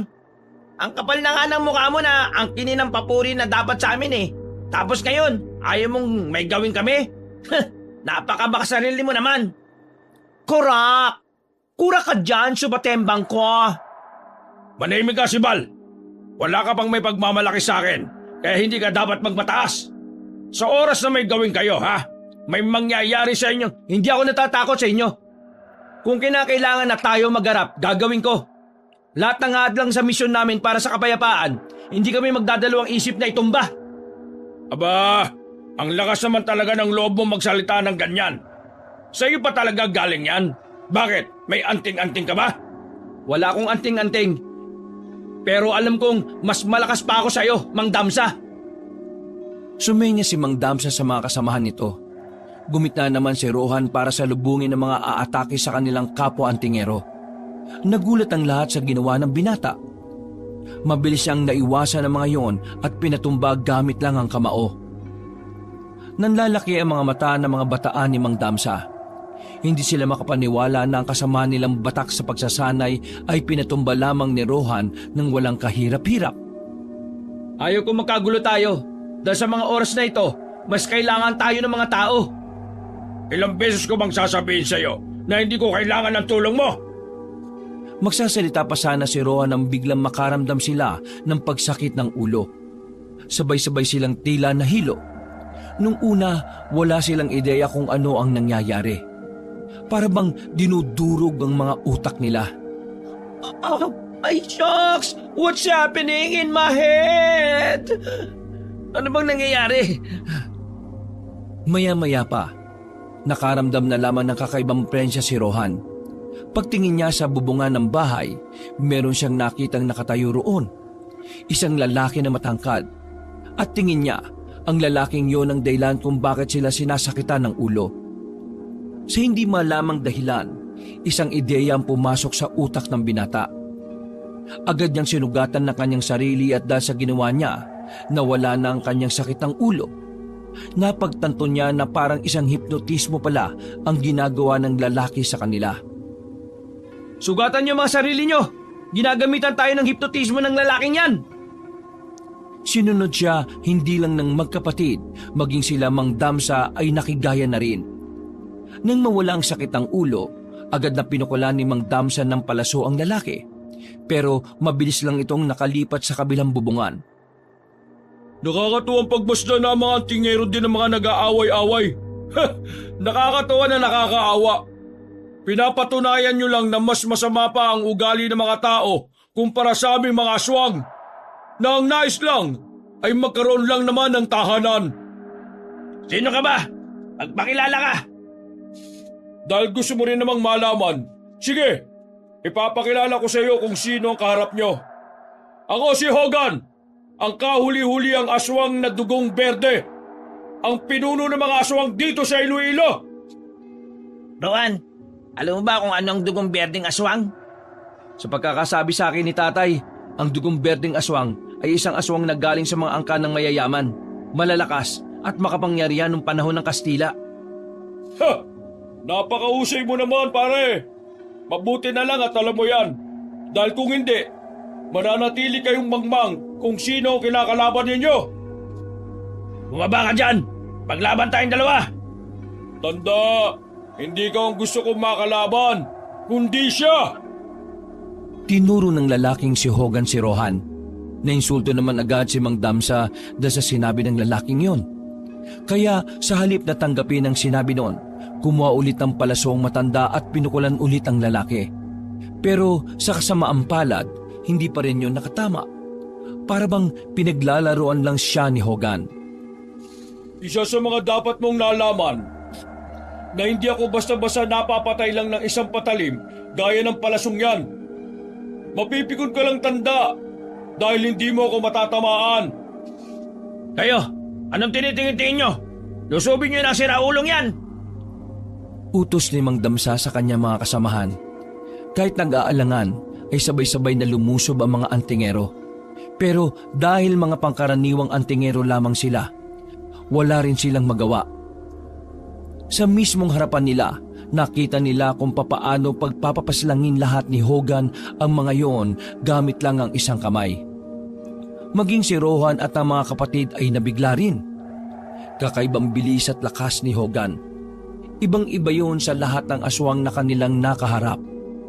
Dito nila mas napatunayan na talagang hindi nga basta-basta ang pinuno ng mga aswang.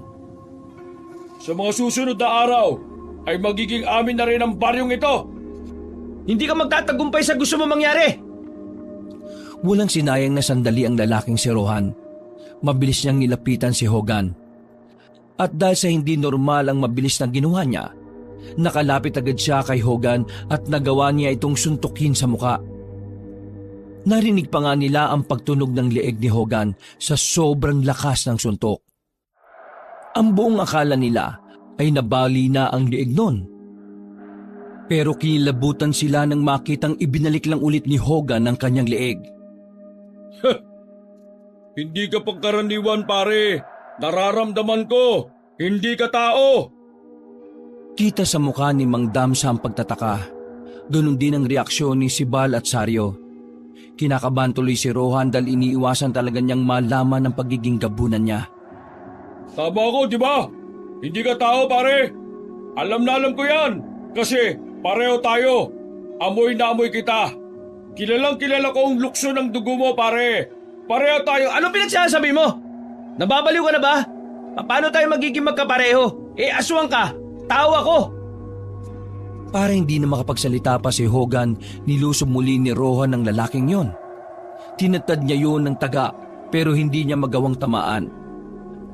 Masyadong magaling umilag si Hogan. Parang alam na nito ang bawat galaw niya. Pre, isa ka sa amin.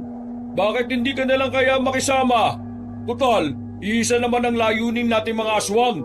Yun ay ang pagharian ng mga tao. Pilit na nilalaso ni Hogan ang utak niya habang papalayo na sila ng papalayo kina Mang Damsa. Natigil ang kanilang laban saglit nang tumungtong sa pose si Hogan. Alam ko na. Kaya mo ko inaatake para makalayo tayo sa kanila. Siguro ayaw mong malaman nila na aswang ka, no? Na isa kang gabunan. Na isa ka sa mga malalakas na aswang kapag pinanindigan mo. At teka, nagtataka nga pala ako. Amoy na amoy kita bilang aswang pero bakit hindi ko maramdaman ang presensya mo bilang gabunan? Siguro may inilagay ka sa katawan mo, ano? Wala ka nang pakialam dun. Bumaba ka dito at maglaban tayong dalawa. Ayoko na ng maraming daldal. Hindi ngayon, Rohan. Nagbago na ang isip ko eh. Babalikan kita. At sa pagbabalik ko, sisiguruhin kong matatanggal ko na sa katawan mo kung ano man ang bagay na pumipigil sa pagiging aswang mo. Tumawa ng malakas si Hogan. Wala namang magawa si Rohan kahit na gustuhin niyang patayin ang kalaban niya. Kung may kakayahan man siyang makalipad, baka hindi na tumagal pa ang laban nila. Umalis si Hogan sa baryong yon. Iniwan nito ang mga namatay na antingerong bataan ni Mang Damsa. Napasarado na lang ang kamao ng binatang si Rohan. Nababahala na siya. Sa mga narinig ng ibang tao tungkol sa pagiging aswang niya, naiisip na niya na baka sa mga susunod na araw, pag-initan na siya ng iba pang antingero. Napalingon siya sa likuran nang marinig na dumating si Sibal at Sario. Nahihiya siyang humarap. Hindi niya alam kung ano ang sasabihin niya. Anong ibig sabihin ng lalaking yon? Ikaw ha, may secret ka palang malupit. Don't tell me, wala kang balak mag-tell us. Huminga ng malalim ang binatang si Rohan. Nilakasan na lamang niya ang kanyang loob. May kailangan akong aminin sa inyo. Pero kung ayos lang, gusto kong sabihin ito na kasama si tatay at nanay. Tumango lang si Sibal at Sario. Nang masiguro na nilang wala nang natirang aswang, bumalik na rin sila sa bahay nila Rohan. Nagharap-harap sila sa lamesa. Hindi pa man nagsasalita si Rohan sa kanyang mga magulang, alam na kaagad ng mga ito kung ano ang kanilang pag-uusapan. Sibal, Sario, mga kaibigan ko kayo. Pero kailangan kong itago ito sa loob ng mahabang panahon para na rin sa kaligtasan ko. Pero ngayon, mukhang kailangan ko na rin ipagtapat sa inyo dahil malalaman na rin naman ang lahat eh. Isang malalim na hininga na naman ang ginawa ni Rohan. Tumingin siya kay Mang Samyo at pati na rin kay Aling Bettina. Pareho ang sinasabi ng ngiti ng mga magulang niya. Sibal, Sario, tama ang lalaking si Hogan. Hindi ako tao. Hindi ako kagaya ninyo. Dahil una pa lang, isa akong aswang. Aswang na gabunan.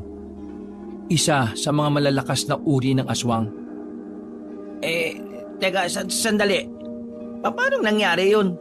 Sabay na lumaki tayo, di ba? Hindi naman kita nakita ang aswang nun eh. Oy, experiment ba na story yarn? No time for joke ha, truth only. Ayaw niyong ikwento ko ang lahat mula sa simula. Sandaling uminom muna si Rohan ng kape. Kinakabahan man sa magiging tingin sa kanya ng magkapatid, kailangan niyang tibayan ang kanyang loob. 2 dekada na ang nakakaraan. Nakita ako ni tatay at nanay sa kagubatan. Basang-basa ako ng ulan. Nung una nila akong makita, maging sila'y natakot din. Itim kasi yung buo kong katawan eh. Pero kinuha rin nila ako nang akalain na namalikmata lang sila.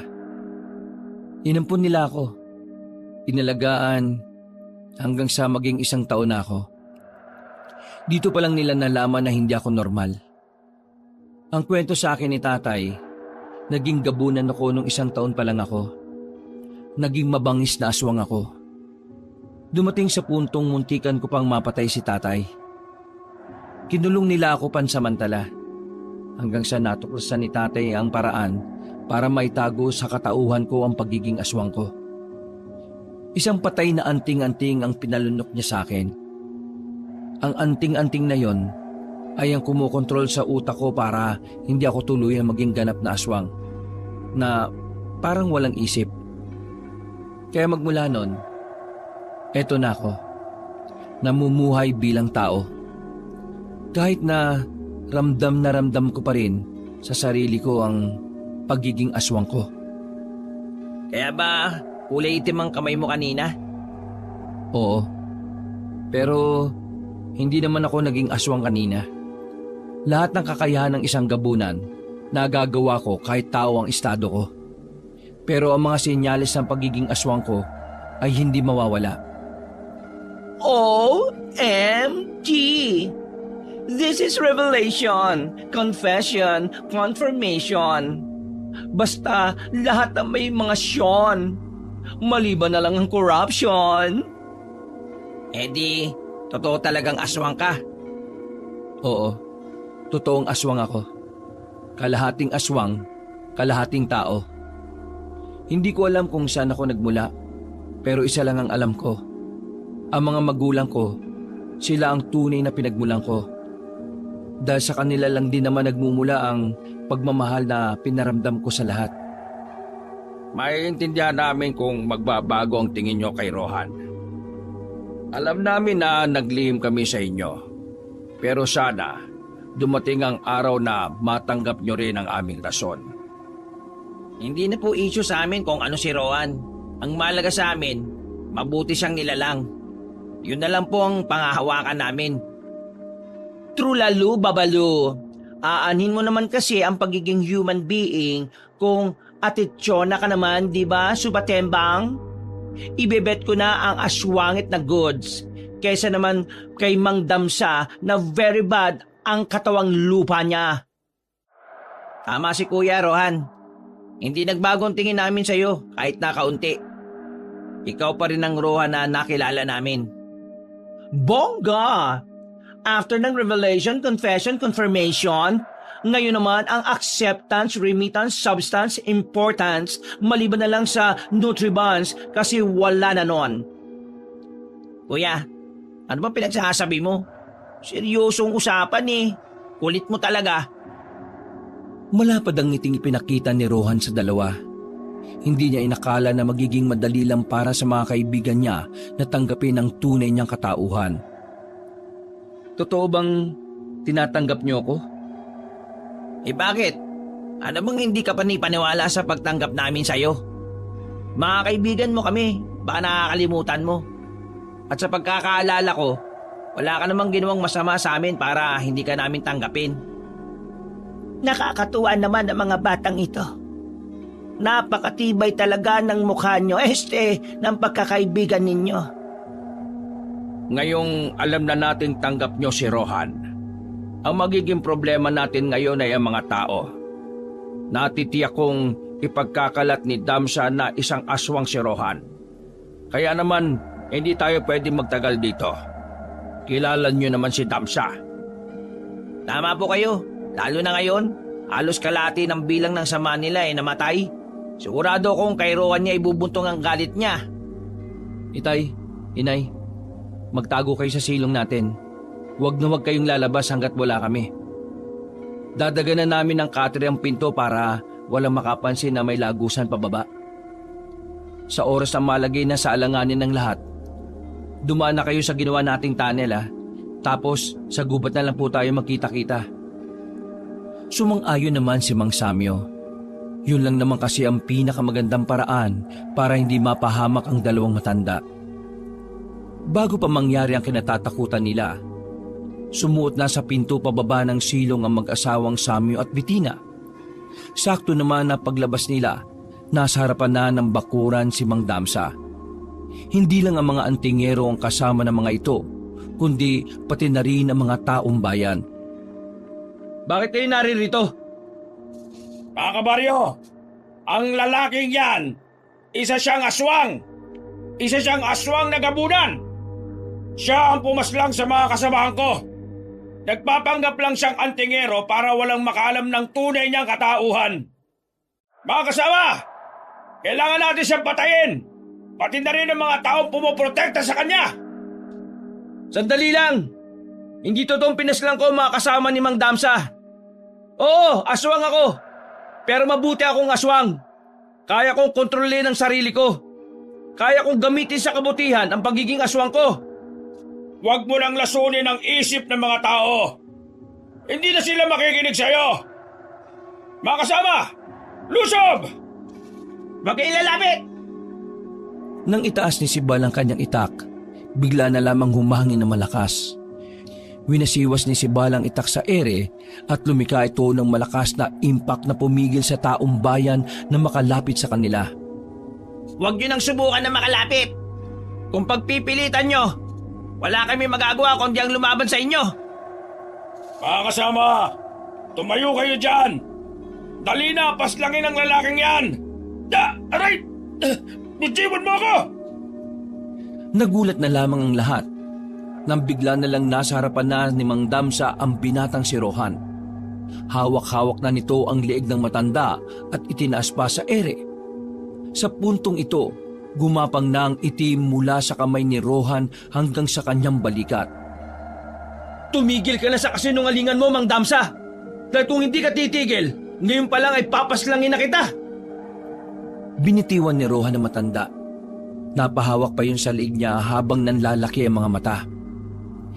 Hindi matanggap na matanda na ginanon lang siya ni Rohan.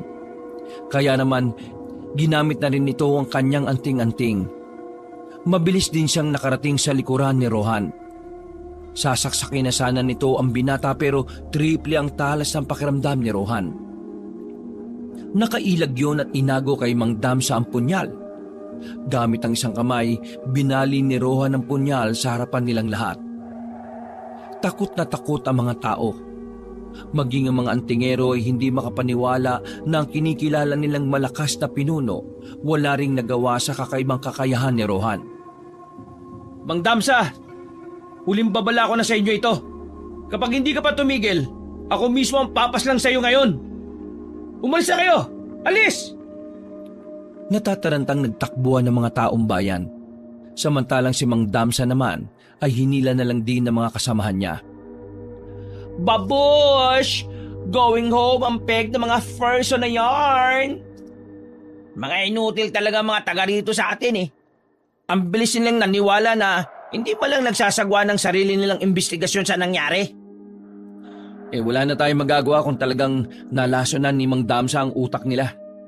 Ang mahalaga ngayon, naparamdam natin sa kanila na hindi nila tayo kaya. So, what's next? Aalis ba tayo dito? Hindi tayo aalis.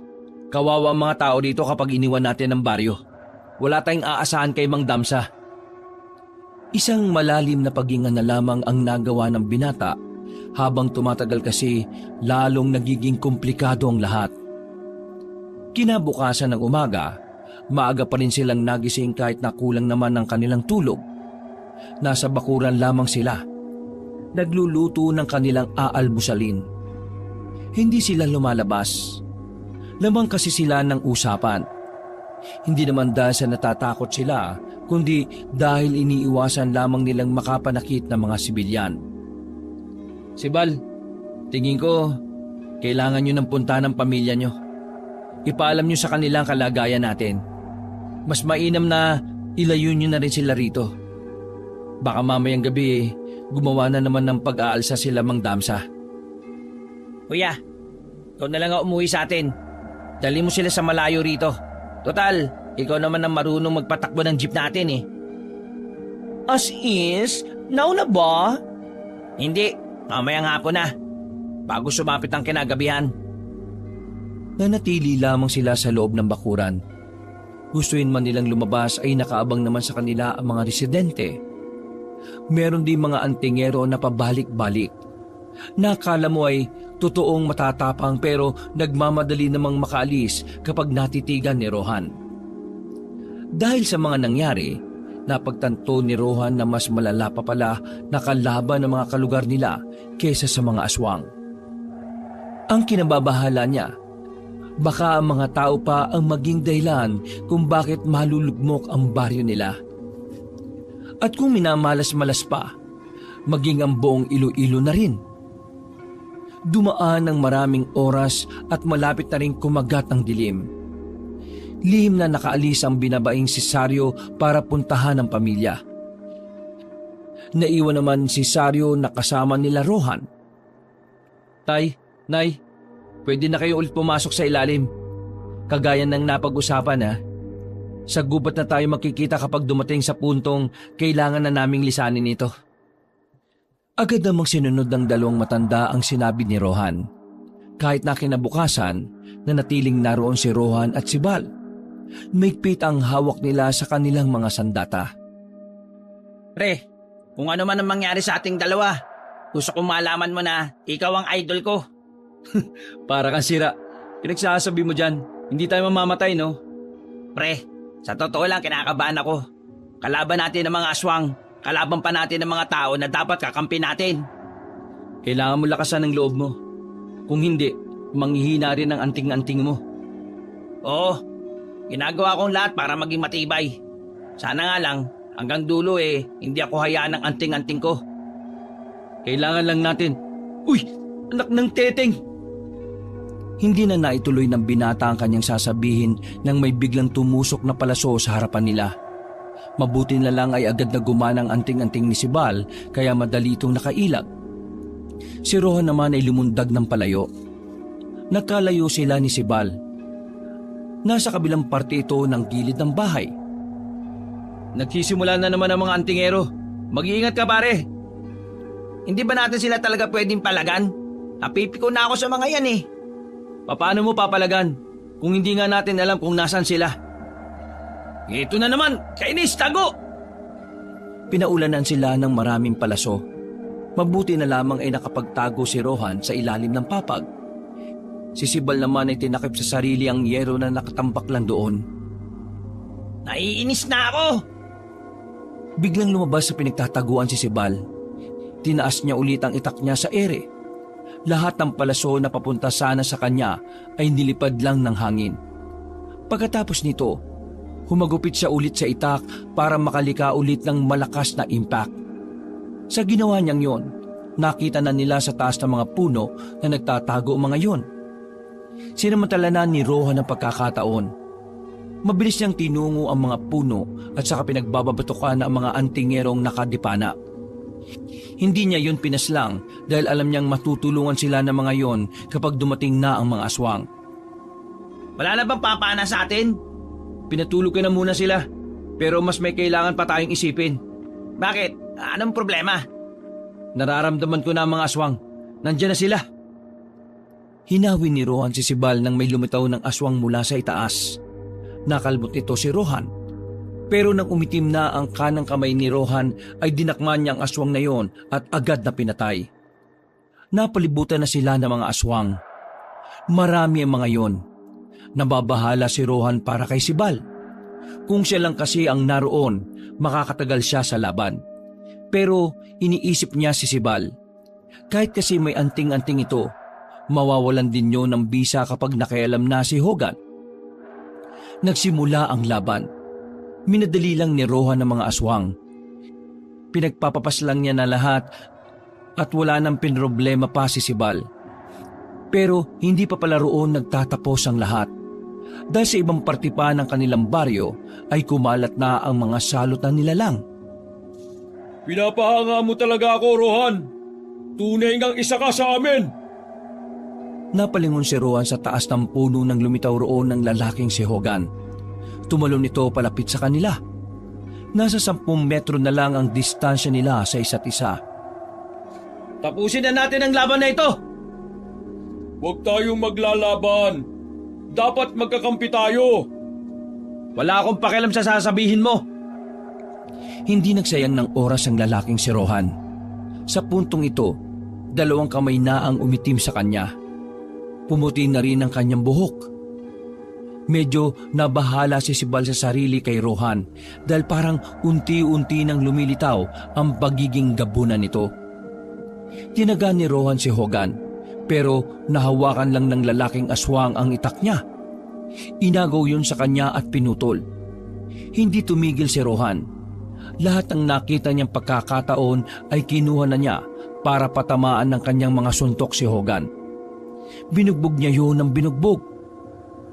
Nilamog niya ang mukha nito at halos hindi na yon makilala sa dami ng dugo na tila hinahilamos nito. Gigewang-gewang na si Hogan, pero katakataka na nagagawa pa rin nitong tumawa. Napakalakas mo! Tunay ngang isa kang gabunan. At bilang paggalang sa pinapakita mong lakas, ipapakita ko na rin kung ano ang sakin. Sibal, umalis ka na! Bilisan mo! Hindi kita iiwan! Mapapahama ka lang dito! Bilis na! Agad sumunod sa kanya si Sibal hanggang sa tuluyan na ngang nakapagpalit ng anyo si Hogan.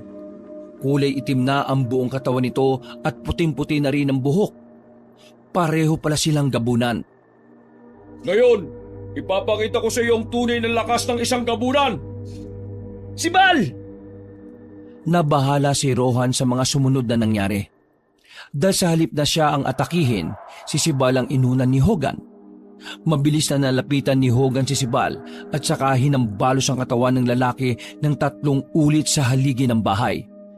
Agad naman ding nakalapit doon si Rohan para harangan si Sibal. Ganyan ba ang malakas?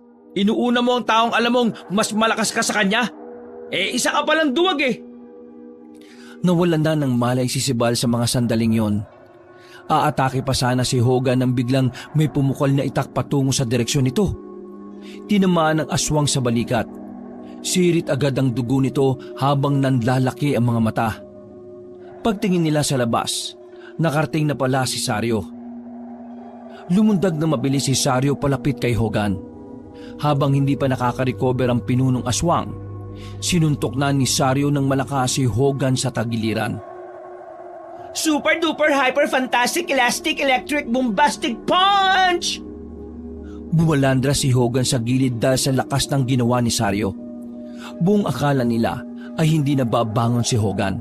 Pero hindi pa pala yun ang katapusan. Magaling! Magaling! Sobrang husay! Pero hindi ako mapapatay ng isang pangkaraniwang antingero lang! Biglang tumalon si Hogan at dinakma ang mukha ni Sario. Malakas nitong binagsak si Sario sa lupa at saka sinipa ng buong puwersa. Tumama pa ang likod ng binabae sa bakod. Namilipit ito sa sakit. Hindi na rin ito makabangon. Magbabayad ka sa ginawa mo! Muling umatake naman si Rohan. Pero sa pagkakataong ito, hindi na tinablan si Hogan. Kahit lakasan niya pa ang mga suntok niya, tinatawanan na lamang siya nito. Wala ka na magagawa. Ang mabuti pa, umanib ka na sa akin. Kasi kung hindi, malalamog ka lang sa akin. Sinuntok siya ni Hogan. Tumalsik agad siya at tumama sa pintuan nila. Hindi pa nakontento si Hogan. Dinakma pa ang mukha niya at saka iniangat sa ere.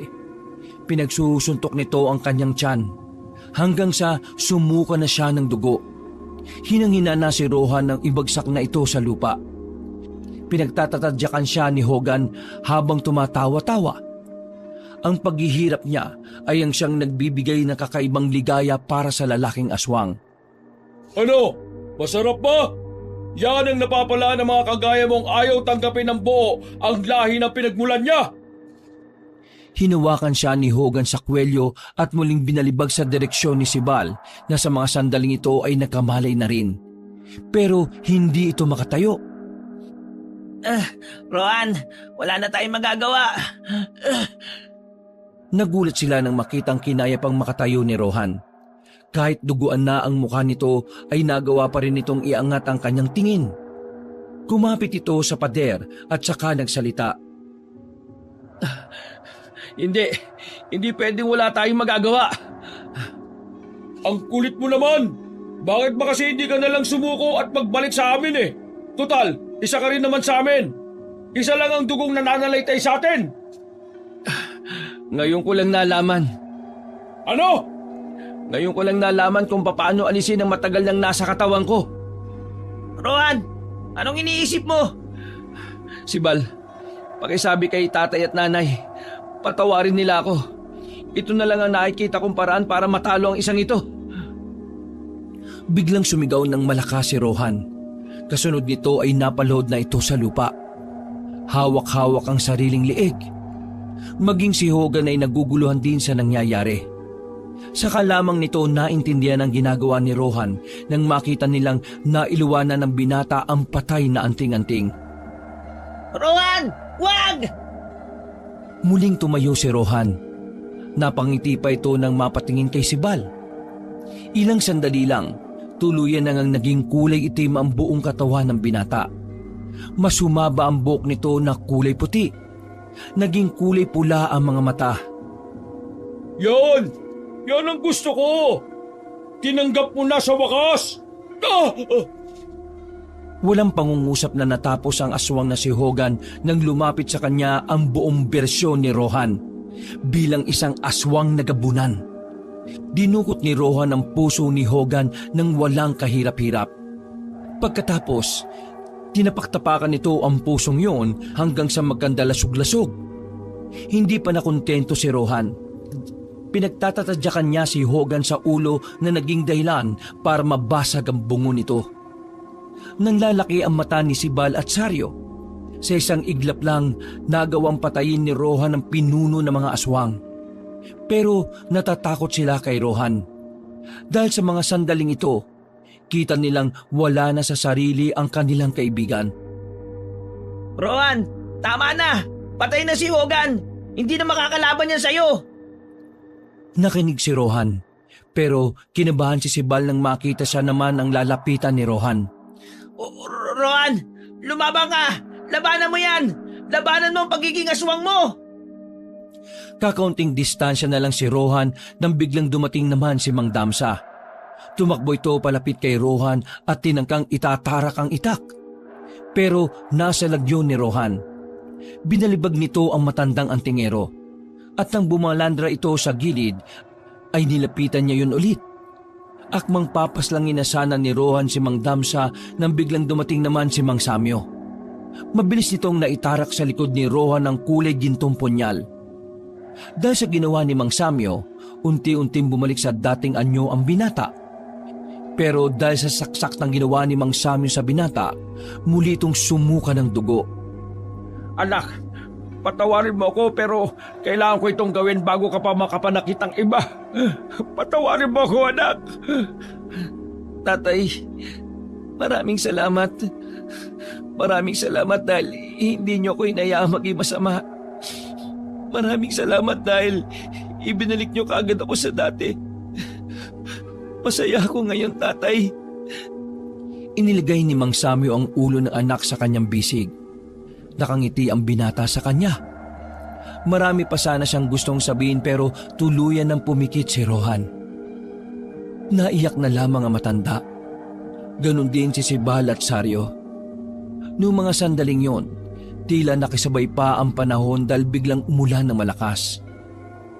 Walang humpay ang pag-iyak nila sa inakala nilang pagkamatay ni Rohan. Hindi na nila mararamdaman ang ginawa dahil ang tanging nararamdaman na lang nila ay ang kalungkutan. Matapos ang sandaling yon, inilagay na nila ang katawan ni Rohan sa ibabaw ng lamesa. Kinumutan nila yon ng itim na tela. Dadasalan na sana nila ang katawan ng lalaki nang biglang kumidlat ng malakas. Gumawa ng malakas na liwanag ang kidlat na nagdulot pa ng panandali ang pagkabulag nila. Pagtingin nila sa lamesa, wala na roon ang katawan ni Rohan. Isang boses ng babaeng mahiwaga ang kanilang narinig. Parang nanggagaling sa kalikasan ng tinig nito. Saktong nagsalita ito ay tumigil naman ang ulan. Tapos na ang misyon ni Rohan sa lupang ito bilang aswang. At dahil sa pagmamahal niyo sa kanya, isang biyaya ang ipagkakaloob ko sa inyo sa mga susunod na araw.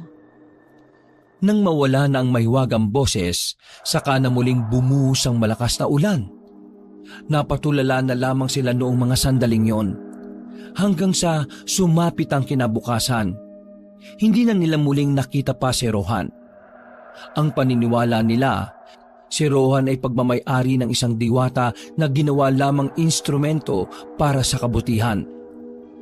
Lumipas ang 2 linggo. Tahimik na ang baryo. Wala ng mga aswang dahil nang mamatay ang pinuno ng mga yon, nagkandamatay na rin silang lahat. Payapa na ulit ang baryo. Matino na rin ang utak ni Mang Damsa. Sa katunayan, humingi pa nga ito ng paumanhin sa kanila. Miss na nila si Rohan, pero kailangan nilang tanggapin na wala na nga ang binata. Mabuti naman at dumating na kayo. Magsisimula na tayo sa pagdarasal. Pumasok na ang magkapatid na si Bal at Saryo. Nakabenda pa ang mga braso nito dahil sa mga bali na natamo. Nakakapanibago. Hindi ako sanay na wala si Rohan. Kurak! Ba't naman kasi siya ginetsong ng mahiwagang boses? Di man lang iniwan sa atin para makapaglamay ng goods, hindi ba? Kagaya ng sinabi ko noong nakaraan, isa siyang instrumento. Pagmamay-ari siya ng diwata kaya ang diwata ang may karapatan sa kanya. Kung nasaan man ngayon ang kaluluwa ni Rohan, ipagdasal natin na masaya siya roon. At dapat pilitin din nating maging masaya para sa kanya. Magiging masaya para sa akin? Bakit? Hindi naman ako nawala ah. Napatingin silang lahat sa pintuan nang marinig ang boses na yon. Agad na tumulo ang luha nila. Napalapit naman agad si Aling Bitina sa kanya. Pinisil-pisil ang mukha ng binata para alamin kung totoong si Rohan nga ba talaga yon. Buhay ka! Salamat at buhay ka! Diyos ko, buti naman at nakabalik ka. Ang akala namin ay hindi ka na namin makakasama. Nakiyakap na rin si Mang Samyo sa kanila. Pre, anong nangyari? Bakit ka nakabalik? Bongga! Pasuspense ang pegnarn! Kagaya ng sinabi ng diwata, tapos na ang misyon ko bilang aswang. Ngayon, kailangan ko na ring simulan ang misyon ko bilang tao. Binigyan niya ako ng isa pang pagkakataon para makasama kayo. Isang gantimpala dahil sa nagawa kong pagliligtas sa buong probinsya natin. Napahagulgol na lamang silang lahat sa mga sandaling yon. Nag-group hug pa sila at halos hindi na makahinga si Rohan sa sobrang higpit. Diyos ko, salamat po sa Diyos at sa diwata. At kasama ka na namin uli ngayon, anak. Tama ng drama. Nagugutom na ako eh. Wala bang makakain dyan? Malas naman oh. Nagtawanan na lamang sila ng mga sandaling yon. Dahil nakahanda na rin naman ang pagkain noong hapon na yon, ay sabay-sabay na rin silang kumain. Masaya ang kalooban ng lahat dahil sa wakas, kumpleto na silang muli.